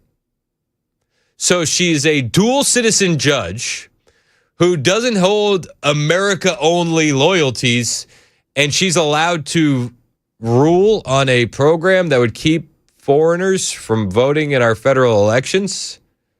Is that a conflict of interest? Does anybody else feel like this is a conflict of interest?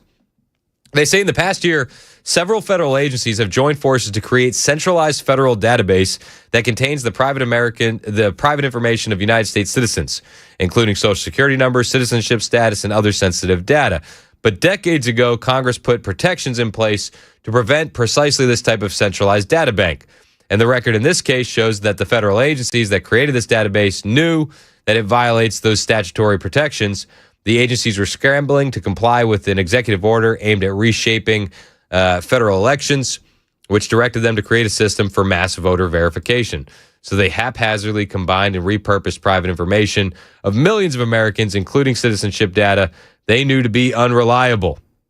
Since then, states have partnered with the federal government to access the database and are actively removing United States citizens from voter rolls based on inaccurate information. All in all, the federal government has knowingly trampled on the privacy rights of American citizens in a manner that threatens the sacred right to vote. This court cannot stand idly by while that happens. That's how she put it. A U.S. Citizenship and Immigration Service spokesman previously told Breitbart News that the updated SAVE program was necessary to ensure America's elections are reserved exclusively for American citizens. Yet this individual with citizenship status in Trinidad and Tobago, who is also a federal judge now, said, no, pump the brakes. Pump the brakes. You know who was not exactly impressed with this? Laura Ingraham. She went off on this, saying ban foreigners from being federal judges. Yeah, that actually just makes sense, doesn't it? We have federal judges who are trying to throw monkey wrenches into that process. Meet U.S. District Court Judge Sparkle Suknanan. Confirmed to the bench in 2025, she's a Biden appointee. And she just ruled against the SAVE system, the systematic checks of the voter rules. In her decision, she said that the federal government has knowingly trampled on the privacy rights of American citizens in a manner that threatens the sacred right to vote. This country cannot stand idly by while that happens. Here to weigh in is Ohio Congressman Jim Jordan. Congressman, I mean, when Trump talked about the SAVE America Act, the crowd in Pennsylvania went crazy. Okay, they want this passed. But now we have these activist judges who are saying you have a constitutional right to be fraudulently on the voter rolls? What is this? No. You understand what she ruled against, Laura. The federal government has a list of people who are in the country on some kind of visa who are not citizens. States have lists of their residents who are on the voter registration rolls. So President Trump said with his executive order last year Match up the list and find out who's on the voter registration rolls, who are participating in our elections, who should not be, because our law doesn't allow foreigners to vote in our elections. That is how common sense his executive order was. That's too much common sense, though, for a citizen of Trinidad and Tobago who's also a U.S. federal judge. She's a U.S. citizen, too, but she didn't renounce her citizenship. Also, it's important to point out, during her confirmation hearings in 2025, she promised that she would denounce that citizenship. She never did. Simply let them match up lists. Now, a bunch of red states sent in their lists. Some blue states did. And what they find? Thousands of people were on the voter registration list in states that were not citizens. That's what he's trying to get at. And this judge says, no, somehow that tramples on rights. No, your decision tramples on common sense, for goodness sake. And that is so much of what's at stake here. Common sense versus the crazy decisions of the left and some of these judges. Well, how doesn't this result in the disenfranchisement of lawful voters? I'm very disenfranchised. Mason, are you disenfranchised? I don't know. We're both very disenfranchised. Disenfranchised for sure. I don't even know. Does my vote even count anymore? I don't even know. I mean, you're disenfranchised. Your vote is canceled out if some fraud votes in our election. So I don't understand how she could be against that as a sitting U.S. District Court judge. By the way, Congressman, Senator Lindsey Graham questioned her at her confirmation hearing about her Trinidad and Tobago citizenship at the time. And she assured him that she needed to renounce it in order to fulfill her duties. If confirmed as a judge, she said she would renounce her other citizenship. But it doesn't appear that she has renounced her Trinidad citizenship. I don't know. We reached out to her office to see if she had plans to, but we didn't hear back. Yeah, weird. But you're probably not going to hear back. This is just another case of an activist judge getting in the way of the Trump administration. It happens so often. Can we start impeaching judges yet? Like, can we get on with it? Can we? I mean, how many judges like this do we have to deal with? It seems like on a damn near daily basis, there is something common sense that the Trump administration is trying to do, and then an activist judge says, no, you can't do that. You just can't. Why? Well, privacy. For who? The states already have voter rolls. We have lists of green card holders. People that have overstayed their visas. Can we cross-reference? No, absolutely not. Why not? Well, because reasons, obviously. Well, I would imagine the reason is because you want these illegal aliens to continue voting in these elections. I think a lot of this boils down to they just want to cheat. Whether it's the Save America Act, whether it's activist judges doing things like this, I think they just want to cheat. I think they want to fundamentally change the country, and I think that they're fighting tooth and nail to make that happen. Maybe I'm just a right-wing conspiracy theorist. It's 11:21. This is Super Talk, 99.7 WTN.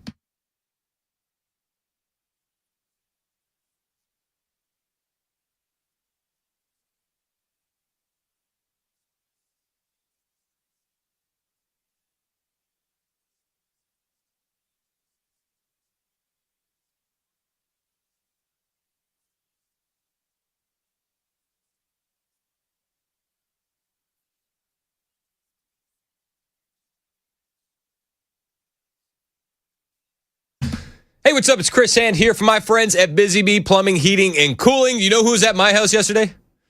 Rich from Busy Bee Plumbing, Heating, and Cooling. We had a leaky handle on the bathtub that had been just the bane of my wife's existence for a few months, and we finally got it handled. We called Busy Bee. They were there the next day. They handled it very, very quickly. Now, that was all we needed done. Maybe you need a little bit more work, whether it's plumbing, whether it's heating, whether it's cooling. Busy Bee has you covered. If you want to replace your AC system, now is the time to do it. Don't kick the can down the road. Purchase a new home air conditioning system during the month of June. You're entered to win a free 3-day beach getaway. Busy Bee is going to cover your gas, your lodging, 2 meals a day. One lucky winner will be announced live on Facebook. The beach getaway is open exclusively to customers who purchase a new AC system in June. One winner will be selected. Restrictions apply. Call Busy Bee today, 615-775-7833, 615-775-7833, or find them online, busybeehvac.com.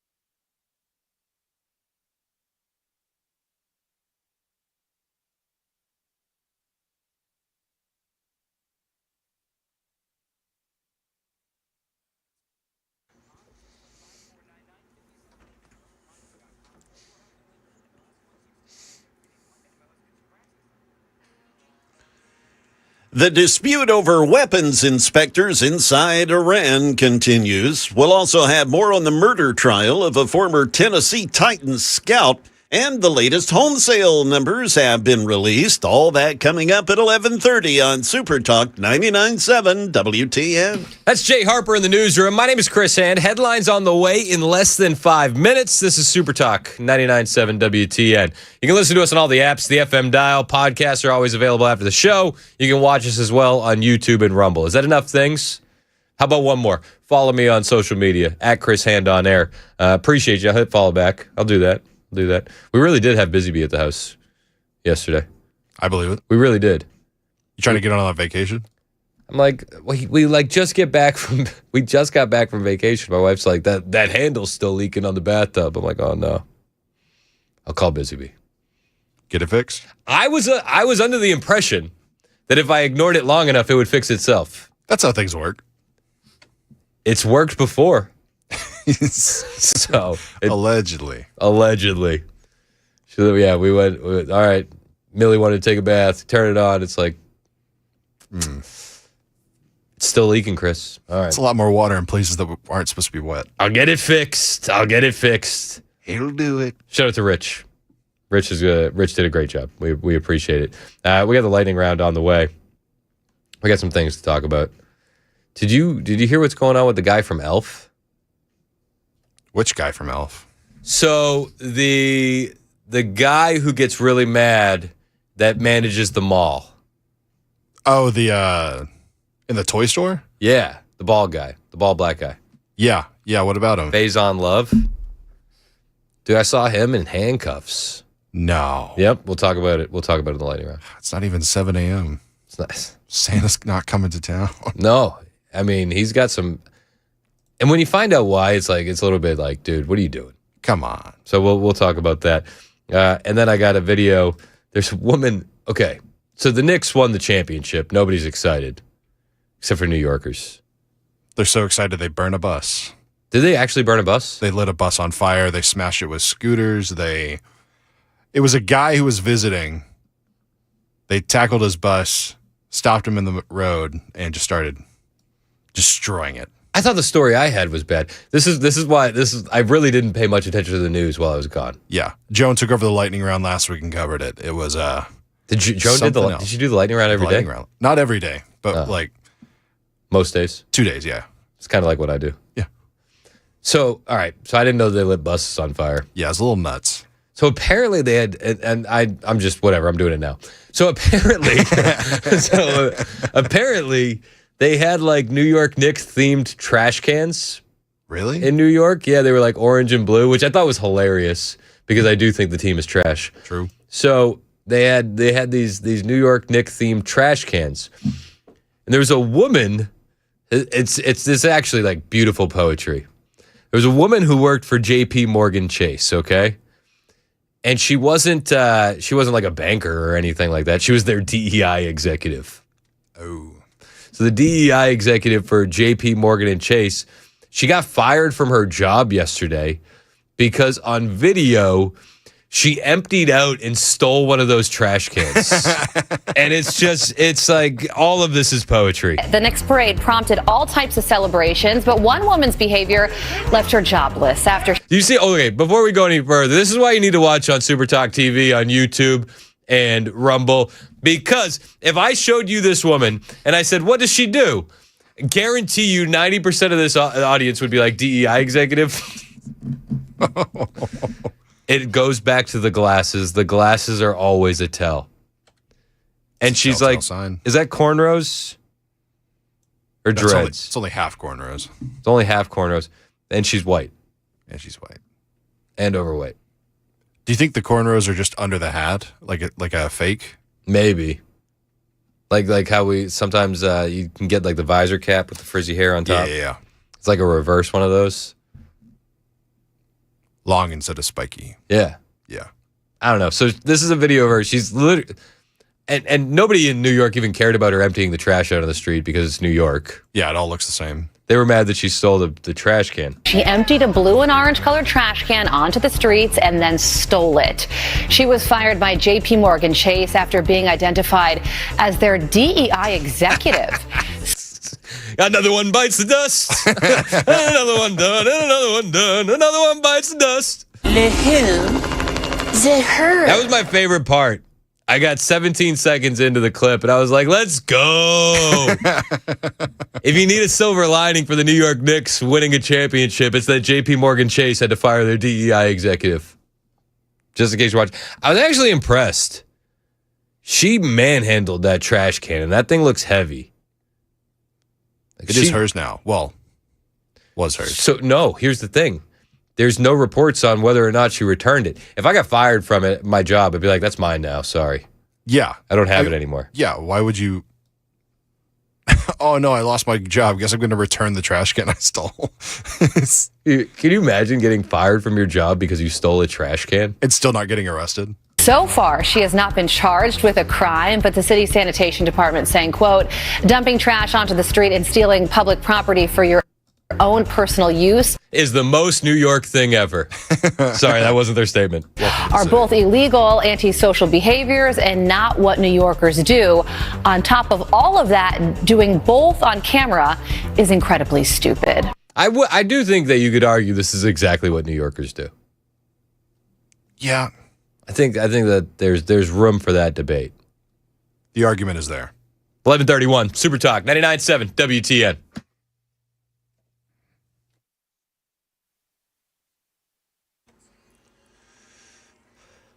Coming up on 32 minutes past 11 a.m., I'm Jay Harper with your top stories, a weather forecast. You know it's coming up soon. President Trump, he's expected to get together today with Senate Republicans, some of whom say they're hoping for more details on the Iran agreement. Here's ABC's Rachel Scott. The Trump administration says a deal has been reached to allow inspections of Iran's nuclear facilities, but Iran flat out denies it. They're wrong. They know they're wrong. They told us inside, and we have it down 100% inspections. And if they were right, I'd cancel the meetings right now. The head of the UN's nuclear agency signaling Iran's nuclear sites would be inspected. Whether this happens the day after tomorrow or in 1 week or in 10 days. But it's unclear when. Opening arguments yesterday back here in Nashville in the Blaze Taylor murder trial. He's the former Tennessee Titans scout who's accused of killing his pregnant girlfriend, Jade Benning, and their unborn child. Here's News 2's Lexi Wilson. Prosecutors argued Taylor poisoned Jade Benning's drink with cocaine because he didn't want to be a father. They point to a phone call Benning made to her best friend just before she was rushed to the hospital. During that call, the state says her friend heard Benning say, "What did you put in my drink? I knew my drink tasted funny. You did this because you didn't want the baby." The defense pushed back, saying this was not a murderer. Attorneys for Taylor claim Bennings used drugs and alcohol. They also say that Taylor called 911 and cooperated with investigators. Taylor has pled not guilty. If convicted, he does face life in prison. Stubbornly high interest rates have pushed new home sales to their lowest level of the year. ABC's Jim Ryan has the latest numbers from the Census Bureau. Housing industry analysts were expecting a rebound last month after April's decline. Instead, the number dropped from 626,000 new home sales to 580,000, a 7.3% decrease. While sales were down, prices were up.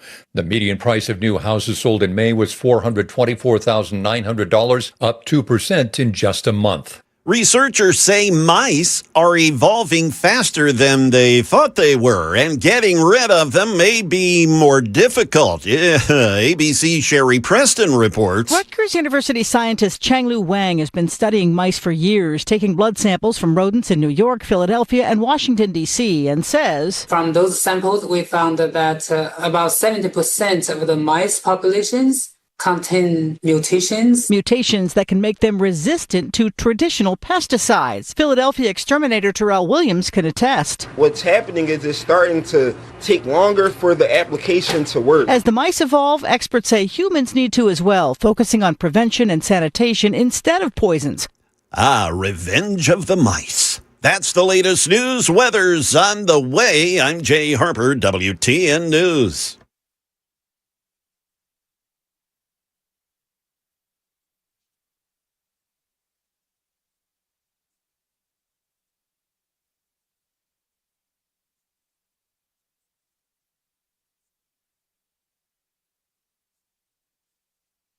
Hey, what's up? It's Chris Hand here for my friends at Zero Res Nashville. I'm a dad, and me and my wife, we trust Zero Res because we got 4 kids, 2 dogs running in and out of the house all the time. The carpets take a beating, but we're not trying to clean the carpets with harsh chemicals that leave behind soap residue. Nah, that's not our style. We prefer the Maha approach to carpet cleaning. Zero Res does that for us with their exclusive ZR water system that actually gets everything out of the carpets. Our carpets don't just look insanely clean, they dry faster and they honestly stay clean longer, which matters when you got kids and you got dogs running in and out of the house all day long. Right now is a perfect time to clean your carpets. It's always a great time to clean your carpets with Zero Res. We got the kids in and out of the house all summer long. And if you need a company that is really respected in the community, it's Zero Res. 4,800 Google reviews, a 4.9 rating. A lot of families around here trust them. We trust them. You can trust them. 615-535-9376. Ask about their 2 and 3 room specials, 615-535-9376, or find them online, ZeroResNashville.com.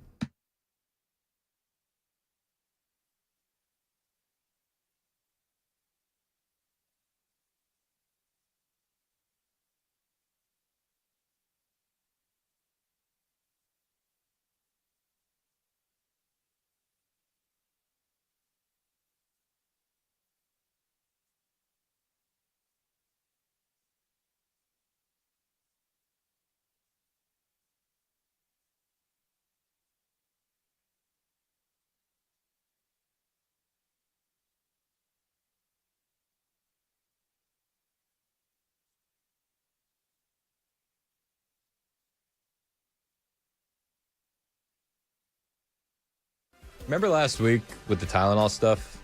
Yeah. Okay. And then Britain, they came out and they said, don't listen to anything Trump says. You remember that? Don't listen. Don't listen to the orange man. Tylenol's totally safe. And then we were like, well, should we listen to Tylenol? Because they said don't take it while pregnant.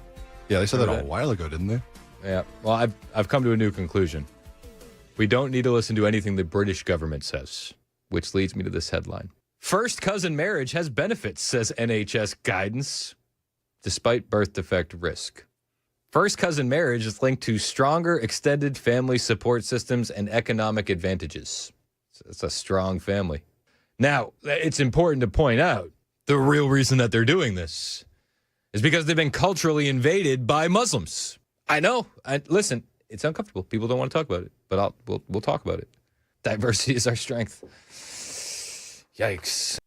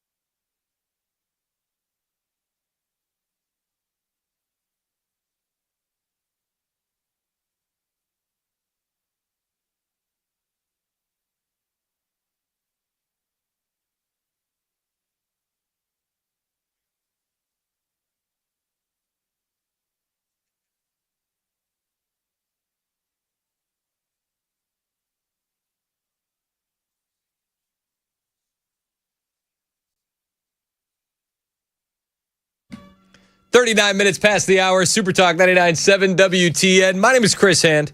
You can find me all over social media at Chris Hand on air. Hit like, hit follow, do the things. Do they do the likes? I don't know, whatever. Just whatever. It doesn't matter. They're kind of doing the likes. You can do the likes on YouTube or Rumble. They're a little low recently. We got some dislikes. I was telling Mason off the air. It's like I'm just getting like comments spammed by some liberal in the listening audience, which I really do appreciate you listening. I said thanks for listening. Yeah, thanks for being here. But she posted on my Instagram on one of my reels. It was the one about Cleveland where that real estate agent was there. Yeah. And then there was like a shooting in the street. Anyway, she's posted on June 24th, 2026 at 9:46 a.m., a screen caller on the Chris Hand Show broadcasted an acronym promoting violence against liberals. The host chose to laugh at the remark rather than using the broadcast dump button. A formal report has been filed with the FCC, and corporate management at Cumulus Media has been notified of this severe public safety violation. Thank you for your attention to this matter. Yeah. I had no idea. And to be fair, I think she called in earlier. I wish you would have told me that she was upset and a liberal. I would have put her on. Yeah. To be fair, I didn't realize that she was a liberal from some of the phrasing she used. And then now that it's blatant and plain as day. We're putting two and two together. We can't confirm or deny if she was the actual same caller. Yeah.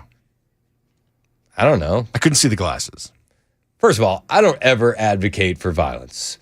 There was that one time with prosperity nukes, but we addressed that yesterday. But we had agreements. There was data. There was numbers. There was data. And, okay, I've advocated for reverse colonization of Britain and taking Greenland by force. Well, you did advocate for the striking down of the cartel. Okay. So war with the cartel is okay, though. And then I've advocated for taking Cuba.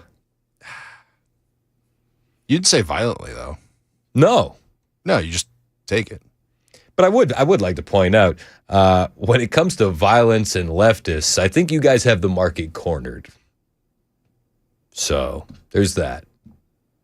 You know, all the assassination attempts and assassinations and lighting dealerships on fire and vandalism. There's that whole Summer of Love thing. You know what I mean? I think you guys are doing a bang up job. Killing it. Did you do that on purpose? Yep. Time for the lightning round. It's the lightning round with Chris Hand. That'd be good. Everybody's reminding me of all the times that I've. Don't forget about that time that you said wood chipper feet first. Okay, so I might have advocated for a legal process to death penalty max. Yeah, doing it the right way. I wanted to do it the right way. Pedophiles feet first, wood chipper. With at least one revival. So they could do it again. Yes. But it's few and far between that I do this stuff. Yeah. At least you stick to your guns on the few that you talk about. Also, you want to hear something real funny? We own the FCC now. It's ours. The orange man is in control. It's not the senile old man that was running it before. You're not going to silence me until you win in 2028, and then we'll have a different conversation. Allegedly. I probably still won't be silenced. Probably not. I don't know. What am I supposed to know? What am I, the acronym king? What? I know a lot of acronyms. I know BLM, ACAB. I know all of these. I thought you were going to go a different way with that, and I'm glad you didn't. What way did you think I was going to go? A triple consonant. That's where I thought you were going. KKK? Is that the one? There we go. Democrats, by the way. Yep. Also Democrats. Treating stupid is really hard. Thank you, Dr. House. Yeah, I just felt like that fit after talking about those three. It did. I got some good stuff in the lightning round today. You can't handle the truth. That's not the lightning sound effect. There it is. So I teased this one earlier. Okay, so the big bald black guy in Elf, who was hilarious and like got into the fight with Will Ferrell. He's like, nobody sings at the North Pole. He's like, singing's my favorite. We sing all the time at the North Pole. Spreading holiday cheer. Faison Love is his name. I don't know what his character's name was. Did he have a name in the movie? Manager? The manager. It might have just been store manager in the credits. Anyway, Faison Love, just a couple days ago, made his first appearance in a Florida courtroom after being arrested. What happened? What happened with Faison? Love is reportedly facing two... He was arrested. Hold on. We'll get to you in a second. Love is apparently facing 2 contempt of court charges relating to a child support case with his ex, Tiffany Lee, claiming he owes her $250,000. He was arrested just over 2 weeks ago in California after failing to turn himself in for contempt of court and failing to make child support payments. Love's attorneys argued he is struggling financially, saying he has no home, drives a 1999 vehicle and has no savings, even relies on friends to help pay many of his expenses. But the attorney for the mother of his child argued Love has repeatedly ignored court orders, hasn't paid child support in years. Now, okay, child support aside for a second. Do you feel bad for any Hollywood actor who doesn't manage their money right and is then driving like a 99 Chevy and has nowhere to live? Do you feel bad for that? No. I have a hard time feeling bad for that.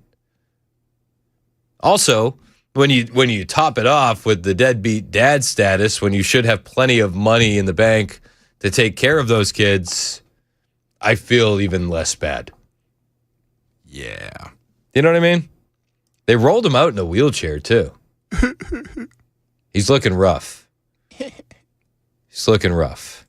Love himself testifying that he recently saw his daughter and does what he can. You see your daughter too, right? Yes, I had just saw her. This lady had dropped her off and gave her money because she just had a new daughter and she didn't have no... Let's not just keep to this. I don't want you to get upset because you are an excitable gentleman, right? Yes. Okay. Mr. Love, you have the current ability at this point in time to pay $2,500 a month in child support. Right now? Yeah. No. The sentence is preventing him from working and ruining his name in Hollywood. So if he's in jail, he can't work. If he's in jail, he can't work. I don't know. I still don't feel bad. I don't either. Found out his name on Elf. What was his name? I'd want to go to jail with this name. Wanda Sykes. They didn't really name him Wanda Sykes in the movie. His name is Wanda Sykes. It says so on his name tag. What? See if I could find the picture of the name tag again. It does say Wanda. Doesn't it? It do. People don't think it'd be like it is, but it do. But it do. So he drives a car from 1999. According to Tampa Bay News, he was first arrested in California a couple weeks ago and has served 16 days in jail. They say, to my knowledge, he was picked up in Riverside County, California, and transported some days later to Hillsborough County on orders of contempt from the Honorable Judge Mark Kaiser. Love has since been released from jail. Well, he can get back to work. That's a reality show right there. Oh, for sure. You know what they could call it? No Love to Give. Got another story for you here in the lightning round. Another one. Okay, so this one is this is Chicago's Mayor Brandon Johnson, the esteemed Mayor Brandon Johnson. I don't know if you were paying attention over the weekend, but 40 plus individuals were shot over the weekend in Chicago. So obviously, Mayor Brandon Johnson took some time to address this. No, I'm just kidding. He actually took time to talk about how slavery is continuing to harm Chicago. I want to turn to another important part of this work. 2 years ago, I signed an executive order establishing a task force to shine a light on the harm that slavery and racist policies have caused and continue to cause, particularly the harm that they've caused to Black Chicagoans, while more importantly, identifying pathways towards repair, opportunity, and investment. Well, they've had a lot of investment over the last 2 years. Is this just another reparations grab? It's probably another reparations grab. You could do so much in the city of Chicago to make things better for Black residents. One of the things that you could do would be, I don't know, stop letting teachers who are illegal aliens out of jail when they assist with Tren de Aragua murders. That'd be cool. Maybe you could let cops get out there and do their job. Maybe just maybe, Mayor Brandon Johnson, if you wanted to improve the lives of black people in Chicago, you could ask President Trump to do what he did in Memphis with your city. Bring in the National Guard. Create some sort of Chicago safe task force. And, fight crime. He doesn't want to fight crime. He said on many occasions that they can't arrest their way out of this, guys. You just can't. So, Chicago's lost. Is there any chance Chicago ever comes back? No. That was quick. Yeah.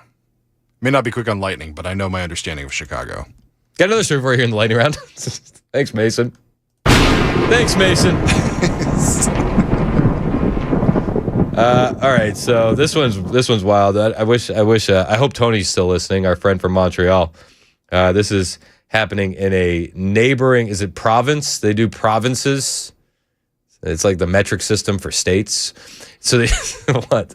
That's right. Is that what it is? That's really good. It's just the metric system for states. So they do provinces in the area of Ottawa. A Canadian police chief had to make a video statement because he found out that his officers were running the plates of attractive women coming out of coffee shops and gyms. I don't even know how to feel about this. There's a whole thing right now if you pay attention to like the Gen Z culture where like men are afraid to approach women. And then there's a whole thing of like women being like, why aren't guys asking me out on dates? And like there's a whole thing and like birth rates. And I don't know. We don't have time to get into all that. But like these guys are taking the initiative at least. It's a very fine line between initiative and just absolute creeper status. Initiative and stalking. It's fair. Let's restraining orders coming in and they can deny it because they're a cop. This is Police Chief Stubbs. What a name. I want to have a serious and an uncomfortable conversation with all of you. I mean, that's a hell of a start, isn't it? What are we about to get into? All of you. Change your behavior now or quit. Leave. Members are using our databases as their own way to meet women. Seeing a woman at a coffee shop, coming out of a gym, driving next to them, getting their license plates, and running them on the system. We've seen members messaging vulnerable victims on calls that they've attended in an attempt to develop an intimate relationship. There's a clear need for OPS leadership to acknowledge that this issue remains present and to speak openly about it. Silence or minimization only allows the behavior to continue. Why don't you just fire these guys? Like, I think they obviously know who's doing it. But it's like a bit of protecting their own. I guess. How do you not know who's doing it? If you know that they're messaging vulnerable women from calls, I'm sure that everything they do on a police laptop inside that cruiser is monitored. Yeah. I mean, they've got body cams for crying out loud. Yeah, the car cams. Yeah, like it's catching all of it. They should know. They should know. Let them go. Yeah, these guys should already be fired. How short-staffed are Canadian police officers? Want to hear my conspiracy theory? Lay it out. It's foreign police officers, and they don't want to be labeled as racist. Oh, gosh. You know what I say? It's 11:53. Super Talk 99.7 WTN. You're fired. Get out.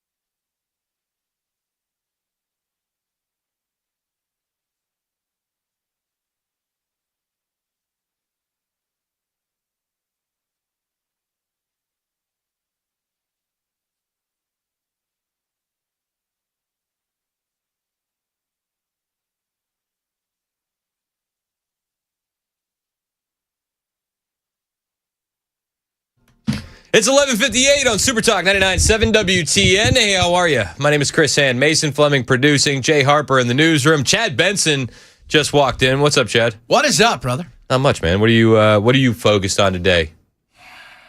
I don't know. Stuff. I don't know. What'd you focus on? We did commies in New York. Rubio, I want to talk a little bit Rubio about in Kuwait. Trump in Pennsylvania. I wonder what's going to happen at the GOP lunch. Probably nothing. Nothing, because there's no GOP lunch. Did he cancel it? No, he canceled the signing. Bill signing for the bipartisan housing effort, which House Republicans wanted him to veto it to send a message, and he's like, I won't sign it yet. Yeah. So I don't understand why they're. I said this earlier on the show. Marsha Blackburn is on her way out of the Senate. She's probably going to win governor here. Yes. Why isn't she going scorched earth against John Thune right now? Probably. You know what? That's a great question. If only she would come on the show and anybody could ask that. I would. I asked her before, and that was the time she hung up the phone on me. Yeah, I remember that. That was fun. It was. What else are you paying attention to? We'll probably talk a little bit more about the chaos and craziness of all these fans here for the World Cup, just loving every second of America and asking questions like, why are we told something different about America? That soccer thing still happening? That is what I hear. How long is this thing going to go on? July 19th. Trump will be there. He said yesterday. He's going to be there to hand out the trophy, get off the stage, and take the trophy back and dance. So it's like 2 months of this? It's 6 weeks, 5 weeks. Did they make that clear when they signed up for it? Yes, they did. And it's bringing lots of money. There's nothing wrong with money. As the Scottish say, we'll drink your beer and give you money. I don't know if we should be encouraging these kids to watch soccer. Yeah, we're gonna, dude. Chad's in next. It's 12 o'clock on Super Talk 99.7 WTN.